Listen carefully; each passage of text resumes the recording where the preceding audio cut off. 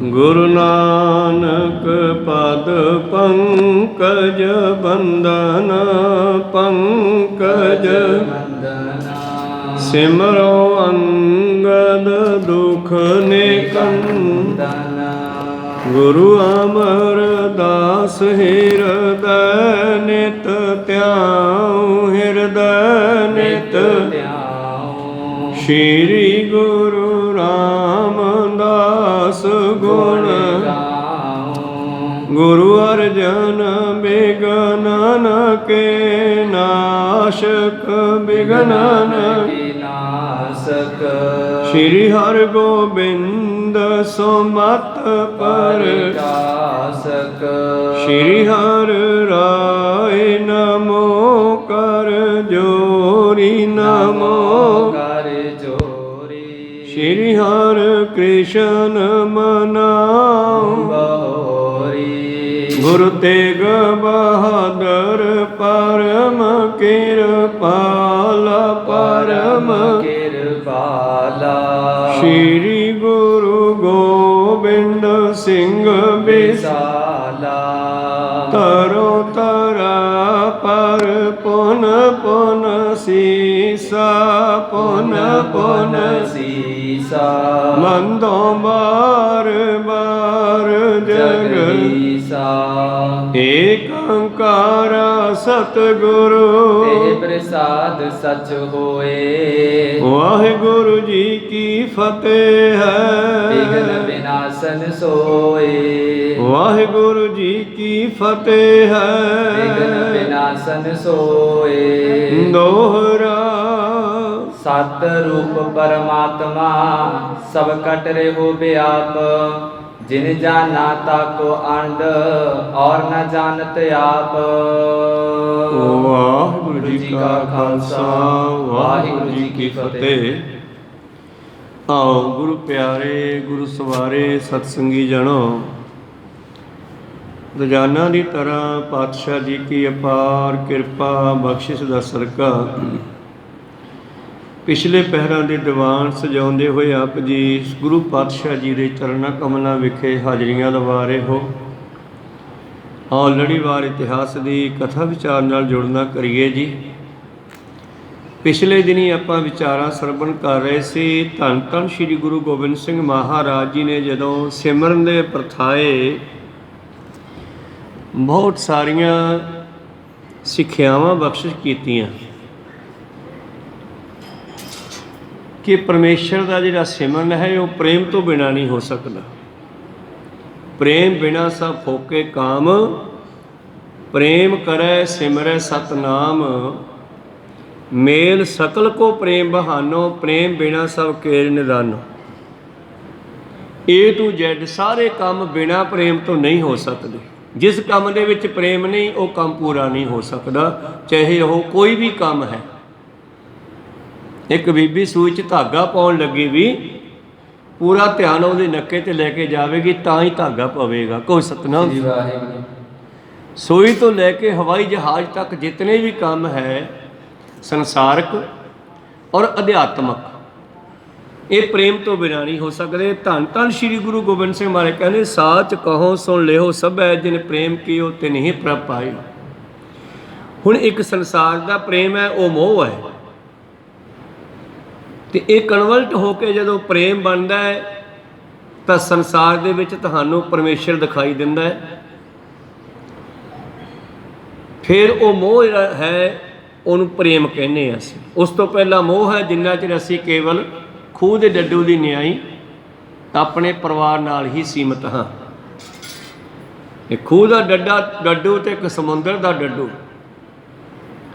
इन्हां दोनों च बहुत फर्क है। सो इसे तरह ही धन धन श्री गुरु गोबिंद सिंह महाराज जी कहते जान लग नेहो की पाल टुट्टी नह। सत स्वरूप स्नेह समानी। ओना चिर तुहाडा परमेश्वर नाल सत स्वरूप नाल प्यार नहीं पै सकदा जिन्ना चिर तुहाडे विचों ते परमेश्वर विचालियों झूठ दी मोह ममता दी विषय विकारां दी कंध नहीं टुट जाती। किव सचियारा होई है किव कूड़ा टुटै पाल। ते जवाब की है हुक्म रजाई चलना नानक लिखिया ਨਾਲ। ਇਸੇ ਵਿਸ਼ੇ ਤੇ ਸਤਿਗੁਰੂ ਅੱਗੇ ਵੀ ਕੁਝ ਬਚਨ ਬਖਸ਼ਿਸ਼ ਕਰਦੇ ਹੈ। ਬੜੀਆਂ ਕੰਮ ਦੀਆਂ ਵਿਚਾਰਾਂ ਮੇਰੇ ਪ੍ਰੀਤਮ ਦੀਆਂ, ਔਰ ਜ਼ਿੰਦਗੀ ਦੇ ਵਿੱਚ ਪ੍ਰੈਕਟੀਕਲ ਕਰਨ ਵਾਲੀਆਂ। ਉੱਦਾਂ ਨਹੀਂ ਵੀ ਆਪਾਂ ਸੁਣਿਆ ਤੇ ਚੱਲ ਠੀਕ ਹੈ ਕਥਾ ਸੁਣ ਆਂਦੀ। ਇਹ ਚੀਜ਼ਾਂ ਤਾਂ ਪੱਲੇ ਬੰਨ੍ਹਣ ਵਾਲੀਆਂ, ਗੰਢ ਬੰਨ੍ਹਣ ਵਾਲੀਆਂ। ਕਿਤੇ ਇਸ 'ਤੇ ਅਭਿਆਸ ਕੀਤਾ ਜਾਵੇ ਤੇ ਜ਼ਿੰਦਗੀ ਦਾ ਕੁਝ ਬਣ ਸਕਦਾ। ਆਓ ਅਗਲੀ ਵਿਚਾਰ ਮੇਰੇ ਪ੍ਰੀਤਮ ਦੀ ਆਪਾਂ ਆਰੰਭ ਕਰਕੇ ਸਰਵਣ ਕਰਦੇ ਹਾਂ। ਉਸ ਤੋਂ ਪਹਿਲਾਂ ਆਪਣੀਆਂ ਅਤੇ ਦਾਸ ਦੀਆਂ ਗੁਰੂ ਚਰਨਾਂ ਵਿੱਚ ਲਵਾਓ ਹਾਜ਼ਰੀਆਂ।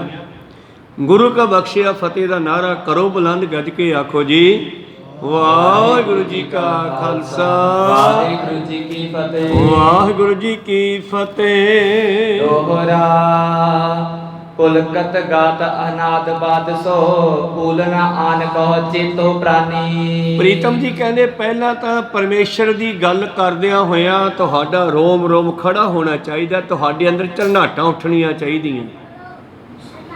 ਜਿਸ ਤਰ੍ਹਾਂ ਬਿਜਲੀ ਤਾਰ ਜੋੜਦੇ ਆ ਤੇ ਚੰਗਿਆੜੇ ਨਿਕਲਦੇ ਆ, ਫਿਰ ਚੰਗਿਆੜੇ ਹਟ ਜਾਂਦੇ ਆ, ਬਲਬ ਜਗ ਪੈਂਦਾ। ਕੋ ਸਤਨਾਮ।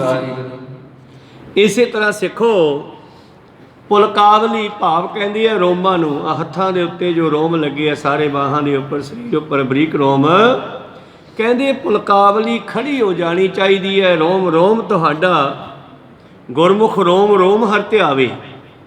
ਉਹ ਪ੍ਰੇਮ ਦੀ ਆਵਾਜ਼ ਰੋਮਾਂ ਵਿੱਚੋਂ ਆਉਣੀ ਸ਼ੁਰੂ ਹੋ ਜਾਵੇ। ਇੱਥੋਂ ਤੱਕ ਦੀ ਅਵਸਥਾ ਜੀਵ ਦੇ ਅੰਦਰ ਬਣਨੀ ਚਾਹੀਦੀ ਆ। ਅਨਾਹਦ ਬਾਤ ਜੋ ਹੱਦ ਦੀ ਬਾਤ ਨਹੀਂ, ਹੱਦ ਤੋਂ ਪਰੇ ਹੈ। ਅਸੀਂ ਹੱਦ 'ਚ ਵੱਜੇ ਹੋਏ ਹਾਂ। ਕੁਝ ਸਮੇਂ ਦੀ ਹੱਦ 'ਚ ਹੈ, ਕੁਝ ਪਰਿਵਾਰ ਦੀ ਹੱਦ 'ਚ ਆ, ਪਰ ਜਦੋਂ ਇਹ ਗੱਲ ਬਣਨੀ ਹੈ ਇਹ ਹੱਦ ਤੋਂ ਪਰੇ ਹੈ। ਅਨਾਹਦ ਹੱਦ ਤੋਂ ਬਾਹਰ ਦੀ ਗੱਲ ਹੈ। ਪਰਮੇਸ਼ਰ ਕਿਸੇ ਹੱਦਬੰਦੀ ਵਿੱਚ ਨਹੀਂ ਹੈ। ਪ੍ਰੇਮ ਵੀ ਹੱਦਬੰਦੀ ਤੋਂ ਬਾਹਰ ਹੈ।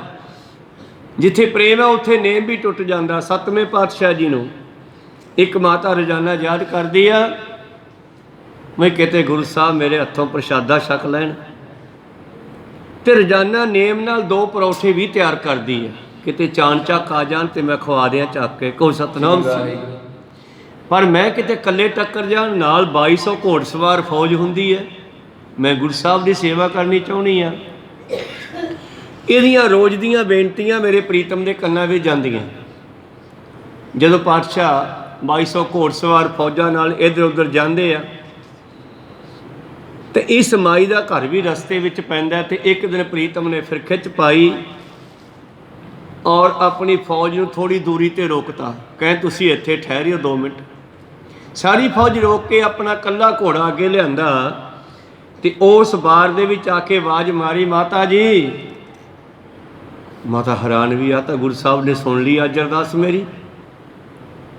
ਤੇ ਪ੍ਰਸ਼ਾਦੇ ਉਹ 2 ਪਰੌਠੇ ਹੱਥ 'ਚ ਫੜੇ ਹੋਏ, ਨਮਸਕਾਰ ਕਰਦੀ ਹੈ ਚਰਨਾਂ ਤੇ। ਪਾਤਸ਼ਾਹ ਕਹਿੰਦੇ ਬੇਬੇ ਭੁੱਖ ਲੱਗੀ ਸੀ, ਮੈਂ ਹੁਣੇ ਲਿਆਈ ਬਾਪੂ ਜੀ, ਹੁਣੇ ਲਿਆਈ ਬਾਬਾ ਜੀ। ਭੱਜ ਕੇ ਉਹ 2 ਪ੍ਰਸ਼ਾਦੇ ਜਿਹੜੇ ਸਨ ਉਹ ਲੈ ਆਈ। ਪਤਾ ਨਹੀਂ ਕਾਹਲੀ ਕਾਹਲੀ 'ਚ ਉਹ ਥਾਲੀ 'ਚ ਚੱਕ ਕੇ ਲਿਆਈ ਜਾਂ ਹੱਥ 'ਚ ਫੜ ਲਿਆਈ। ਕੋ ਸਤਨਾਮ। ਤਾਂ ਉਸ ਵੇਲੇ ਸਤਿਗੁਰੂ ਹਰਿਰਾਏ ਸਾਹਿਬ ਜੀ ਨੇ ਹੱਥ ਵਿੱਚ ਹੀ ਉਹ ਦੋਨੇ ਪ੍ਰਸ਼ਾਦੇ ਫੜ ਕੇ ਤੇ ਘੋੜੇ ਤੇ ਬੈਠੇ ਬੈਠੇ ਹੀ ਛਕ ਲਏ। ਕੋ ਸਤਨਾਮ। ਉਹਦੀ ਇੱਛਾ ਇਹੀ ਸੀ ਨਾ ਵੀ ਹੱਥੋਂ ਕਦੇ ਪ੍ਰਸ਼ਾਦਾ ਛਕ ਲੈਣ, ਇੱਛਾ ਪੂਰੀ ਕਰਤੀ। ਤਾਂ ਗੁਰੂ ਪਿਆਰਿਓ ਮਾਤਾ ਨੂੰ ਆਸ਼ੀਰਵਾਦ ਦਿੱਤਾ, ਉਸ ਨੂੰ ਉਧਾਰ ਕੀਤਾ ਉਸ ਮਾਈ ਦਾ। ਤੇ ਉੱਥੋਂ ਵਾਪਸ ਆਏ, ਕੋ ਸਮਾਂ ਰੋਕੇ ਤੇ ਫੌਜ ਨੂੰ ਕਹਿੰਦੇ ਚਲੋ ਚੱਲੀਏ। ਸ਼ਿਕਾਰ ਨਹੀਂ ਸਤਿਗੁਰੂ ਖੇਡਦੇ ਸਨ, ਪਰ ਉਹ ਰੀਤ ਬੰਦ ਨਹੀਂ ਸੀ ਕੀਤੀ। 6ਵੇਂ ਪਾਤਸ਼ਾਹ ਨੇ ਕਿਹਾ ਸੀਗਾ ਫੌਜ ਖਤਮ ਨਹੀਂ ਕਰਨੀ, ਪਰ ਤੁਹਾਨੂੰ ਜੰਗ ਕਰਨ ਦੀ ਕੋਈ ਲੋੜ ਨਹੀਂ ਪਵੇਗੀ। ਤੁਹਾਡੇ 'ਤੇ ਜਿਹੜਾ ਚੜ੍ਹ ਕੇ ਆਵੇਗਾ ਰਾਹ 'ਚ ਹੀ ਮਾਰਿਆ ਜਾਵੇਗਾ। ਇੱਦਾਂ ਹੀ ਹੋਇਆ ਕਈ ਵਾਰੀ, ਜਿਹੜਾ ਚੜ੍ਹ ਕੇ ਆਇਆ ਉਹ ਰਾਹ 'ਚ ਹੀ ਖਤਮ ਹੋ ਜਾਂਦਾ। ਜੰਗਲ ਵਿੱਚ ਜ਼ਰੂਰ ਜਾਂਦੇ, ਔਰ ਜਾਂਦੇ ਤੇ ਮਿਰਗਾਂ ਨੂੰ ਭਜਾ ਭਜਾ ਕੇ ਤੇ ਉਹਨਾਂ ਨੂੰ ਥਕਾ ਕੇ ਤੇ ਫੜ ਲੈਂਦੇ। ਫਿਰ ਇੱਕ ਵਾੜਾ ਬਣਾਇਆ ਸੀ, ਉੱਥੇ ਲਿਆ ਕੇ ਛੱਡਦੇ ਉਹਨਾਂ ਜਾਨਵਰਾਂ ਨੂੰ, ਉਹਨਾਂ ਨਾਲ ਪਿਆਰ ਕਰਦੇ, ਉਹਨਾਂ ਨੂੰ ਪ੍ਰਸ਼ਾਦਾ ਛਕਾਉਣਾ, ਘੁੰਮਣਾ ਫਿਰਨਾ ਉਹਨਾਂ ਵਿੱਚ। ਸਤਿਗੁਰੂ 7ਵੇਂ ਪਾਤਸ਼ਾਹ ਜੀ ਦਾ ਇਹ ਸੁਭਾਅ ਸੀਗਾ। ਜੀਵਨ ਦੇ ਵਿੱਚ ਪ੍ਰੇਮ ਕਰਦੇ ਸੀ ਬਹੁਤ ਜ਼ਿਆਦਾ। ਤੇ ਇੱਕ ਦਿਨ ਫਿਰ ਸਿੱਖਾਂ ਨੇ ਸੋਚਿਆ ਵੀ ਯਾਰ ਗੁਰੂ ਸਾਹਿਬ ਨੂੰ ਸ਼ਾਇਦ ਕਿਸੇ ਦੇ ਪ੍ਰਸ਼ਾਦੇ ਦੀ ਭੁੱਖ ਲੱਗਦੀ ਹੈ ਤੇ ਆਪਾਂ ਨਾਲ ਪ੍ਰਸ਼ਾਦਾ ਲੈ ਚੱਲਿਆ ਕਰੀਏ। ਦੂਜੇ ਤੀਜੇ ਦਿਨ ਉਹਨਾਂ ਨੇ ਪਰੌਠੇ ਬਣਵਾਏ, ਨਾਲ ਪ੍ਰਸ਼ਾਦੇ ਤਿਆਰ ਕਰਾਏ ਤੇ ਨਾਲ ਲੈ ਲਏ। ਤੇ ਜਦੋਂ ਉਹ ਸਮਾਂ ਜਿਹਾ ਹੋਇਆ ਜੰਗਲ ਵਿੱਚ ਜਾ ਕੇ ਕਹਿੰਦੇ ਠਹਿਰੋ ਮਹਾਰਾਜ। ਹਾਂ ਭਾਈ ਮਹਾਰਾਜ ਪ੍ਰਸ਼ਾਦਾ ਛਕ ਲਓ। ਕਹਿੰਦੇ ਐ ਛਕੀਦਾ ਹੁੰਦਾ ਕਿਤੇ? ਕਿਤੇ ਬੈਠਾਂਗੇ ਦਰਖਤ ਦੀ ਛਾਵੇਂ ਹੱਥ ਮੂੰਹ ਧੋ ਕੇ ਫਿਰ ਛਕਾਂਗੇ ਕਿ ਮਹਾਰਾਜ ਉਹਦੇ ਮਾਈ ਦੇ ਕੋਲੇ ਤਾਂ ਹੀ ਛਕ ਲਏ ਬਾਹਰ 'ਚ ਖੜੇ ਖੜੇ ਉਦਣ। ਕਹਿੰਦੇ ਉਹ ਪ੍ਰੇਮ ਸੀਗਾ। ਪ੍ਰੇਮ ਦੇ ਵਿੱਚ ਕੋਈ ਨੇਮ ਨਹੀਂ ਹੁੰਦਾ। ਕੋ ਸਤਨਾਮ। ਉਹ ਪ੍ਰੇਮ ਦੀ ਖੇਡ ਹੈ। ਪ੍ਰੇਮ ਦੀ ਖੇਡ ਪਰੇ ਤੋਂ ਪਰੇ ਹੈ ਗੁਰੂ ਪਿਆਰਿਓ। ਖੈਰ ਪ੍ਰੀਤਮ ਜੀ ਕਹਿੰਦੇ ਜਦੋਂ ਪ੍ਰੇਮ ਦੇ ਵਿੱਚ ਡੁੱਬੋਗੇ ਤੁਸੀਂ ਸਭ ਕੁਝ ਭੁੱਲ ਜਾਓਗੇ। ਜੇ ਕੋ ਡੁੱਬੈ ਫਿਰ ਹੋਵੇ ਸਾਰ, ਅਨਾਹਦ ਬਾਤ ਸੋ ਭੂਲ ਨਾ, ਆਨ ਕੋ ਚੇਤੋ ਪ੍ਰਾਣੀ। ਗੁਰੂ ਦੀ ਗੱਲ ਚੱਲਦੀ ਹੋਵੇ ਤੇ ਇਸ ਨੂੰ ਭੁਲਾ ਕੇ ਕਿਸੇ ਹੋਰ ਗੱਲ ਦਾ ਫੁਰਨਾ ਵੀ ਨਹੀਂ ਆਉਣਾ ਚਾਹੀਏ ਜੀ। ਤੇਰੇ ਹੀ ਭੀਤਰ ਓਤਾ ਜਮਾਖਨ, ਸੈਲ ਕੇ ਅੰਤਰ ਪਾਵਕ ਬਾਣੀ। ਸਿੱਖਾ ਕਿਸੇ ਹੋਰ ਦਾ ਸਿਮਰ ਨਹੀਂ ਕਰਨਾ, ਕਿਸੇ ਹੋਰ ਨੂੰ ਯਾਦ ਨਹੀਂ ਕਰਨਾ। ਤੇਰੇ ਅੰਦਰ ਹੀ ਜਿਵੇਂ ਦੁੱਧ ਵਿੱਚ ਮੱਖਣ ਹੈ ਪਰਮੇਸ਼ਰ ਸਮਾਇਆ ਹੋਇਆ ਹੈ। ਜਿਵੇਂ ਅੱਗ ਲੱਕੜਾਂ ਦੇ ਵਿੱਚ ਹੁੰਦੀ ਹੈ ਗੁਪਤ, ਉਹਨੂੰ ਪ੍ਰਗਟ ਕਰਨਾ ਪੈਂਦਾ ਜੀ। ਏਕ ਹੀ ਭਾਸਤ ਸ਼ਾਂਤ ਕੋ ਰਾਖਤ, ਤਿਉ ਤੋਹੇ ਅੰਤਰ ਚੇਤਨ ਮਾਨੀ। ਔਰ ਉਸੇ ਤਰ੍ਹਾਂ ਹੀ ਚੇਤਨ ਸਤਾ ਸਾਡੇ ਸਭ ਦੇ ਅੰਦਰ ਹੀ ਹੈ, ਬਾਹਰ ਲੱਭਣ ਦੀ ਲੋੜ ਨਹੀਂ। ਕਾਹੇ ਰੇ ਬਣ ਖੋਜਣ ਜਾਹੀ, ਸਰਬ ਨਿਵਾਸੀ ਸਦਾ ਅਲੇਪਾ ਤੋਹੀ ਸੰਗ ਸਮਾਈ। ਮਰ ਕਿਦਾਂ ਉਹ ਪਮਦ ਜੋ ਬਾਸ ਬਸਤ ਹੈ, ਫੁੱਲਾਂ ਦੀ ਖੁਸ਼ਬੂ ਚੱਕਰ ਚੇਨ ਜਾਂ ਰੰਗ ਰੂਪ ਹੈ ਨਹੀਂ ਨਾ, ਪਰ ਫੀਲ ਹੁੰਦੀ ਆ, ਸੈਂਟ ਛਿੜਕਦੇ ਆ, ਨੱਕ ਨੂੰ ਚੜ੍ਹਦਾ ਹੈ। ਕੋ ਸਤਨਾਮ। ਤੋ ਇਸੇ ਤਰ੍ਹਾਂ ਹੀ ਖੁਸ਼ਬੂ ਦਾ ਰੰਗ ਰੂਪ ਨਹੀਂ ਹੈ, ਪਰ ਜਿਵੇਂ ਖੁਸ਼ਬੂ ਹੈ ਇਸੇ ਤਰ੍ਹਾਂ ਹੀ ਪਰਮੇਸ਼ਰ ਦਾ ਚੱਕਰ ਚਿੰਨ ਰੰਗ ਰੂਪ ਨਹੀਂ ਹੈ, ਪਰ ਹੈ ਤੁਹਾਡੇ ਸਭ ਦੇ ਅੰਦਰ ਹੀ। ਜਾ ਲਗ ਨਹੀਂ ਕੀ ਬਾਲ ਟੁੱਟੀ ਨਹਿ, ਸਤ ਸਰੂਪ ਸਨੇਹ ਸਮਾਨੀ। ਪਰ ਸ਼ਰਤ ਹੈ ਕਿ ਜਿੰਨਾ ਚਿਰ ਤੇਰਾ ਸੰਸਾਰ ਵੱਲੋਂ ਮੋਹ ਟੁੱਟ ਕੇ ਪਰਮੇਸ਼ਰ ਨਾਲ ਪ੍ਰੇਮ ਨਹੀਂ ਬਣਦਾ, ਓਨਾ ਚਿਰ ਸਤ ਸਰੂਪ ਦੀ ਜਾਣਕਾਰੀ ਮਿਲਣੀ ਮੁਸ਼ਕਲ ਹੈ। ਦੋਹਰਾ ਸਤ ਰੂਪ ਪਰਮਾਤਮਾ ਸਭ ਕਟ ਰਿਹੋ ਬਿਆਪ। ਇਸ ਕਰਕੇ ਸਿੱਖੋ ਉਹ ਸਤ ਸਰੂਪ ਪਰਿਪੂਰਨ ਪਰਮੇਸ਼ਰ ਪਰਮਾਤਮਾ ਸਭ ਦੇ ਹਿਰਦਿਆਂ ਵਿੱਚ ਵਸਦਾ ਹੈ। ਜਿਨ ਜਾਣਾ ਤਾਕੋ ਅਨੰਦ ਔਰ ਨ ਜਾਣਤ ਆਪ। ਔਰ ਜਿਨ੍ਹਾਂ ਨੇ ਇਸ ਚੀਜ਼ ਨੂੰ ਪ੍ਰਗਟ ਕਰ ਲਿਆ, ਫੀਲ ਕਰ ਲਿਆ ਜਾਂ ਅਨੁਭਵ ਕਰ ਲਿਆ, ਉਹਨਾਂ ਦੀ ਜ਼ਿੰਦਗੀ ਵਿੱਚ ਆਨੰਦ ਬਣ ਜਾਂਦਾ ਹੈ। ਜਿਨ੍ਹਾਂ ਨੇ ਆਪਣੇ ਅੰਦਰੋਂ ਨੂੰ ਖੋਜਿਆ ਨਹੀਂ, ਉਹਨਾਂ ਦਾ ਕਿਆ ਕਹਿਣਾ। ਇੱਕ ਨੌਜਵਾਨ ਮਹਾਂਪੁਰਸ਼ਾਂ ਕੋਲੇ ਆ ਗਿਆ, ਬਾਬਾ ਜੀ ਰੱਬ ਦਿਖਾਓ। ਕਹਿੰਦੇ ਰੱਬ ਕਿਤੇ ਐਂ ਵੇਖਿਆ ਜਾਂਦਾ, ਬਹੁਤ ਔਖਾ ਹੈ ਰੱਬ ਦੇਖਣਾ। ਕਹਿੰਦੇ ਨਹੀਂ ਮਹਾਰਾਜ, ਜੋ ਸਾਰਿਆਂ ਵਿੱਚ ਰੱਬ ਹੈ ਮੈਨੂੰ ਦਿਖਾਓ। ਕਹਿੰਦੇ ਚੱਲ ਕੋਈ ਨਹੀਂ, ਜਿੱਦ ਕਰਦਾ ਕੱਲ ਨੂੰ ਦੁੱਧ ਲੈ ਕੇ ਆਈ। ਕਹਿਣ ਲੱਗਿਆ ਜੀ ਠੀਕ ਆ। ਉਹ ਦੂਜੇ ਦਿਨ ਆਇਆ, ਡੋਲੂ ਦੁੱਧ ਦਾ ਭਰੀ ਆਇਆ ਵੀ ਸ਼ਾਇਦ ਛਕਣਾ ਹੋਊਗਾ। ਲਿਆ ਕੇ ਮਹਾਂਪੁਰਸ਼ਾਂ ਕੋਲੇ ਰੱਖਤਾ ਤੇ ਮਹਾਂਪੁਰਸ਼ਾਂ ਨੇ ਢੱਕਣ ਖੋਲ ਕੇ ਉਹ ਚੁੰਗਲ ਮਾਰਨੀ ਸ਼ੁਰੂ ਕਰਤੀ। ਮਾਰੀ ਜਾਂਦੇ ਆ, ਮਾਰੀ ਜਾਂਦੇ ਆ, ਜਿੰਨਾ ਚਿਰ ਬੱਚਾ ਕੁਝ ਬੋਲਦਾ ਨਹੀਂ। ਨੌਜਵਾਨ ਕਹਿੰਦੇ ਬਾਬਾ ਜੀ ਇਹ ਚੋਂ ਕੀ ਲੱਭਦੇ ਹੋ? ਅੱਛਾ ਅੱਛਾ, ਇਹ ਤਾਂ ਵੇਖਦਾ ਸੀ। ਕਹਿੰਦੇ ਘਿਓ ਹੁੰਦਾ ਇਹਦੇ 'ਚ? ਹਾਂ ਹੁੰਦਾ ਜੀ। ਕਹਿੰਦੇ ਬਸ ਉਹੀ ਵੇਖਦਾ ਸੀ ਕਿੱਥੇ ਜੀ ਪਿਆ। ਕੋਈ ਸਤਨਾਮ। ਨੌਜਵਾਨ ਕਹਿੰਦਾ ਥੋੜਾ ਲੱਭੂਗਾ ਜੀ। ਕਹਿੰਦੇ ਅੱਛਾ, ਭੋਲੇ ਜਿਹੇ ਬਣ ਕੇ ਜਾਣ ਕੇ, ਜਿਵੇਂ ਗੁਰੂ ਨਾਨਕ ਪਾਤਸ਼ਾਹ ਜੀ ਜਾਣ ਬੁੱਝ ਕੇ ਭੋਲੇ ਜਿਹੇ ਬਣ ਜਾਂਦੇ, ਮਗਰੋਂ ਅਗਲੇ ਦੇ ਸਵਾਲ ਦਾ ਜਵਾਬ ਉਹਦੇ ਵਿੱਚੋਂ ਨਿਕਲ ਆਉਂਦਾ। ਕੋ ਸਤਨਾਮ। ਮਹਾਂਪੁਰਸ਼ ਕਹਿੰਦੇ ਫਿਰ ਉਹ ਕਿਵੇਂ ਲੱਭੂਗਾ ਭਾਈ? ਉਂਗਲ ਮਾਰ ਕੇ ਲੱਭਦਾ ਨਹੀਂ। ਕਹਿੰਦੇ ਜੀ ਇੰਨਾ ਸੌਖਾ ਥੋੜਾ ਹੀ ਆ, ਇਹਨੂੰ ਪਹਿਲਾਂ ਗਰਮ ਕਰਨਾ ਪਊ, ਫਿਰ ਠੰਡਾ ਕਰਨਾ ਪਊ, ਫਿਰ ਜਮਾਉਣਾ ਪਊ, ਫਿਰ ਰਿੱਕਣਾ ਪਊਗਾ, ਫਿਰ ਇਹ 'ਚੋਂ ਮੱਖਣੀ ਨਿਕਲੂ, ਫਿਰ ਗਰਮ ਕਰਕੇ ਘਿਓ ਬਣਦਾ। ਕਹਿੰਦੇ ਉਹ ਨਿੱਕੀ ਜਿਹੀ ਚੀਜ਼ ਘਿਓ ਨੂੰ ਕੱਢਣ ਵਾਸਤੇ ਇੰਨਾ ਕੁਛ ਕਰਨਾ ਪੈਂਦਾ, ਤੇ ਰੱਬ ਤੈਨੂੰ ਤੁਰੇ ਜਾਂਦੇ ਨੂੰ ਫੜਾ ਦਿਆਂ ਮੈਂ ਹੁਣ? ਇੰਨਾ ਕੁਛ ਹੀ ਕਰਨਾ ਪੈਣਾ ਰੱਬ ਦੇ ਵਾਸਤੇ ਵੀ। ਇਸ ਕਰਕੇ ਜਿਨ੍ਹਾਂ ਨੇ ਜਾਣਿਆ ਉਹਨਾਂ ਦੀ ਜ਼ਿੰਦਗੀ 'ਚ ਆਨੰਦ ਬਣ ਗਿਆ ਤੇ ਉਹਨਾਂ ਤੋਂ ਰਿਹਾ ਨਹੀਂ ਗਿਆ। ਫਿਰ ਉਹ ਕਹਿ ਉੱਠੇ, ਆਨੰਦ ਭਇਆ ਮੇਰੀ ਮਾਏ, ਸਤਿਗੁਰੂ ਮੈਂ ਪਾਇਆ। ਵਾਕਿਆ 65 ਸਾਲ ਦੀ ਉਮਰ 'ਚ ਨਹੀਂ ਆਨੰਦ ਬਣਿਆ ਹੋਣਾ, ਐਵੇਂ ਤਾਂ ਨਹੀਂ ਕਿਹਾ ਨਾ। ਜਦੋਂ ਗੁਰੂ ਅੰਗਦ ਦੇਵ ਜੀ ਦੇ ਚਰਨੀ ਲੱਗੇ ਤੀਜੇ ਪਾਤਸ਼ਾਹ, ਤੇ ਜਿੱਦਣ 12 ਸਾਲ ਬਾਅਦ ਉਹਨਾਂ 'ਤੇ ਕਿਰਪਾ ਕਰਕੇ ਬ੍ਰਹਮ ਗਿਆਨ ਦਿੱਤਾ, ਉਹਨਾਂ ਦੇ ਅੰਦਰ ਆਇਆ, ਫਿਰ ਉਹਨਾਂ ਦੇ ਅੰਦਰ ਫੀਲਿੰਗ ਹੋਈ, ਕੁਛ ਬਦਲਾਅ ਦੇਖਿਆ ਉਹਨਾਂ ਨੇ। ਇਹ ਜਿਨ੍ਹਾਂ ਨੇ ਦੇਖਿਆ ਉਹਨਾਂ ਨੂੰ ਪਤਾ ਹੈਗਾ। ਕਹੋ ਕਬੂਰ ਗੂੰਗੇ ਕਹੋ ਕਬੀਰ ਗੂੰਗੇ ਗੁਣ ਖਾਇਆ, ਪੁੱਛੇ ਤੇ ਕਿਆ ਕਹੀਏ। ਇਹ ਪੁੱਛਣ ਦੱਸਣ ਵਾਲੀ ਗੱਲ ਨਹੀਂ, ਇਹ ਤਾਂ ਅਨੁਭਵ ਕਰਨ ਵਾਲੀ ਗੱਲ ਹੈ। ਜਿਹਨੇ ਕੀਤਾ ਉਸੇ ਨੂੰ ਪਤਾ ਹੈ। ਇਸ ਕਰਕੇ ਸਤਿਗੁਰੂ ਅਮਰਦਾਸ ਮਹਾਰਾਜ ਜੀ ਨੂੰ ਆਨੰਦ ਆਇਆ, ਤੇ ਜਿਹੜਾ ਆਉਂਦਾ ਤੇ ਜਾਂਦਾ ਉਹ ਸੁੱਖ ਦੁੱਖ ਹੈ। ਆਨੰਦ ਵਿੱਚ ਜੀਵ ਨਹੀਂ ਰਹਿੰਦਾ, ਆਨੰਦ ਹੋ ਜਾਂਦਾ, ਉਹਦਾ ਰੂਪ ਹੋ ਜਾਂਦਾ, ਪ੍ਰੇਮ ਦਾ ਆਨੰਦ ਦਾ ਰੂਪ ਬਣ ਜਾਂਦਾ ਹੈ। ਇਸ ਕਰਕੇ ਤੀਜੇ ਪਾਤਸ਼ਾਹ ਕਹਿੰਦੇ ਆਨੰਦ ਭਇਆ, ਆਨੰਦ ਹੋ ਗਿਆ, ਬਣ ਗਿਆ, ਖੁਦ ਹੀ ਆਨੰਦ ਹੋ ਗਿਆ ਕਿ ਸਾਰੀ ਦੁਨੀਆ ਆਨੰਦ ਹੀ ਲੱਭਦੀ ਫਿਰਦੀ ਹੈ। ਆਨੰਦ ਹੀ ਆਨੰਦ ਸਭ ਕੋ ਕਹੈ, ਆਨੰਦ ਗੁਰੂ ਤੇ ਜਾਣਿਆ, ਜਾਣਿਆ ਨਰਸਣਾ ਗੁਰ ਤੇ। ਜਦੋਂ ਕਿਰਪਾ ਕਰੇ ਪਿਆਰਿਆ, ਕਰ ਕਿਰਪਾ ਕਿਲ ਵੀ ਕੱਟੇ, ਅੱਖਾਂ ਦਾ ਜਾਲਾ, ਇੰਦਰੀਆਂ ਦੇ ਵਿਕਾਰ ਜਦੋਂ ਖਤਮ ਕੀਤੇ, ਕਰ ਕਿਰਪਾ ਕਿਲ ਵੀ ਕੱਟੇ, ਗਿਆਨ ਅੰਜਨ ਸਾਰਿਆ। ਸੁਰਮੇ ਨਾਲ ਜਾਲਾ ਕੱਟਿਆ ਜਾਂਦਾ ਹੈ, ਵੇਖਣ ਵਾਲੇ ਦੇ ਵਿੱਚ ਗਿਆਨ ਪਾਇਆ ਜਾਂਦਾ ਹੈ। ਵੇਖਣ ਵਾਲੀ ਅੱਖ ਹੈ ਜਿਹੜੀ, ਇਹਨੂੰ ਸਾਫ਼ ਕਰਨ ਲਈ ਸੁਰਮਾ ਪਾਇਆ ਜਾਂਦਾ ਹੈ, ਪਰ ਜਿਹੜਾ ਇਹਦੇ ਵਿੱਚ ਦੀ ਵੇਖਦਾ ਹੈ ਉਹਨੂੰ ਸਾਫ਼ ਕਰਨ ਲਈ ਗਿਆਨ ਦਿੱਤਾ ਜਾਂਦਾ ਹੈ। ਮਨ ਨੂੰ ਗਿਆਨ ਅੰਜਨ ਸਾਰਿਆ, ਅੰਦਰੋਂ ਜਿਨ ਕਾ ਮੋਹ ਟੁੱਟਾ ਤਿਨ ਕਾ ਸ਼ਬਦ ਸੱਚੇ ਸਵਾਰਿਆ। ਕਹੇ ਨਾਨਕ ਇਹੋ ਹਾਈ ਔਕੜ ਲਾਤਾ, ਇਹੋ ਕਲੀਅਰ ਹੈ, ਲੋਹੇ ਤੇ ਲਕੀਰ ਹੈ, ਇਹੋ ਤੂੰ ਖੁਦ ਹੀ ਆਨੰਦ ਹੈ।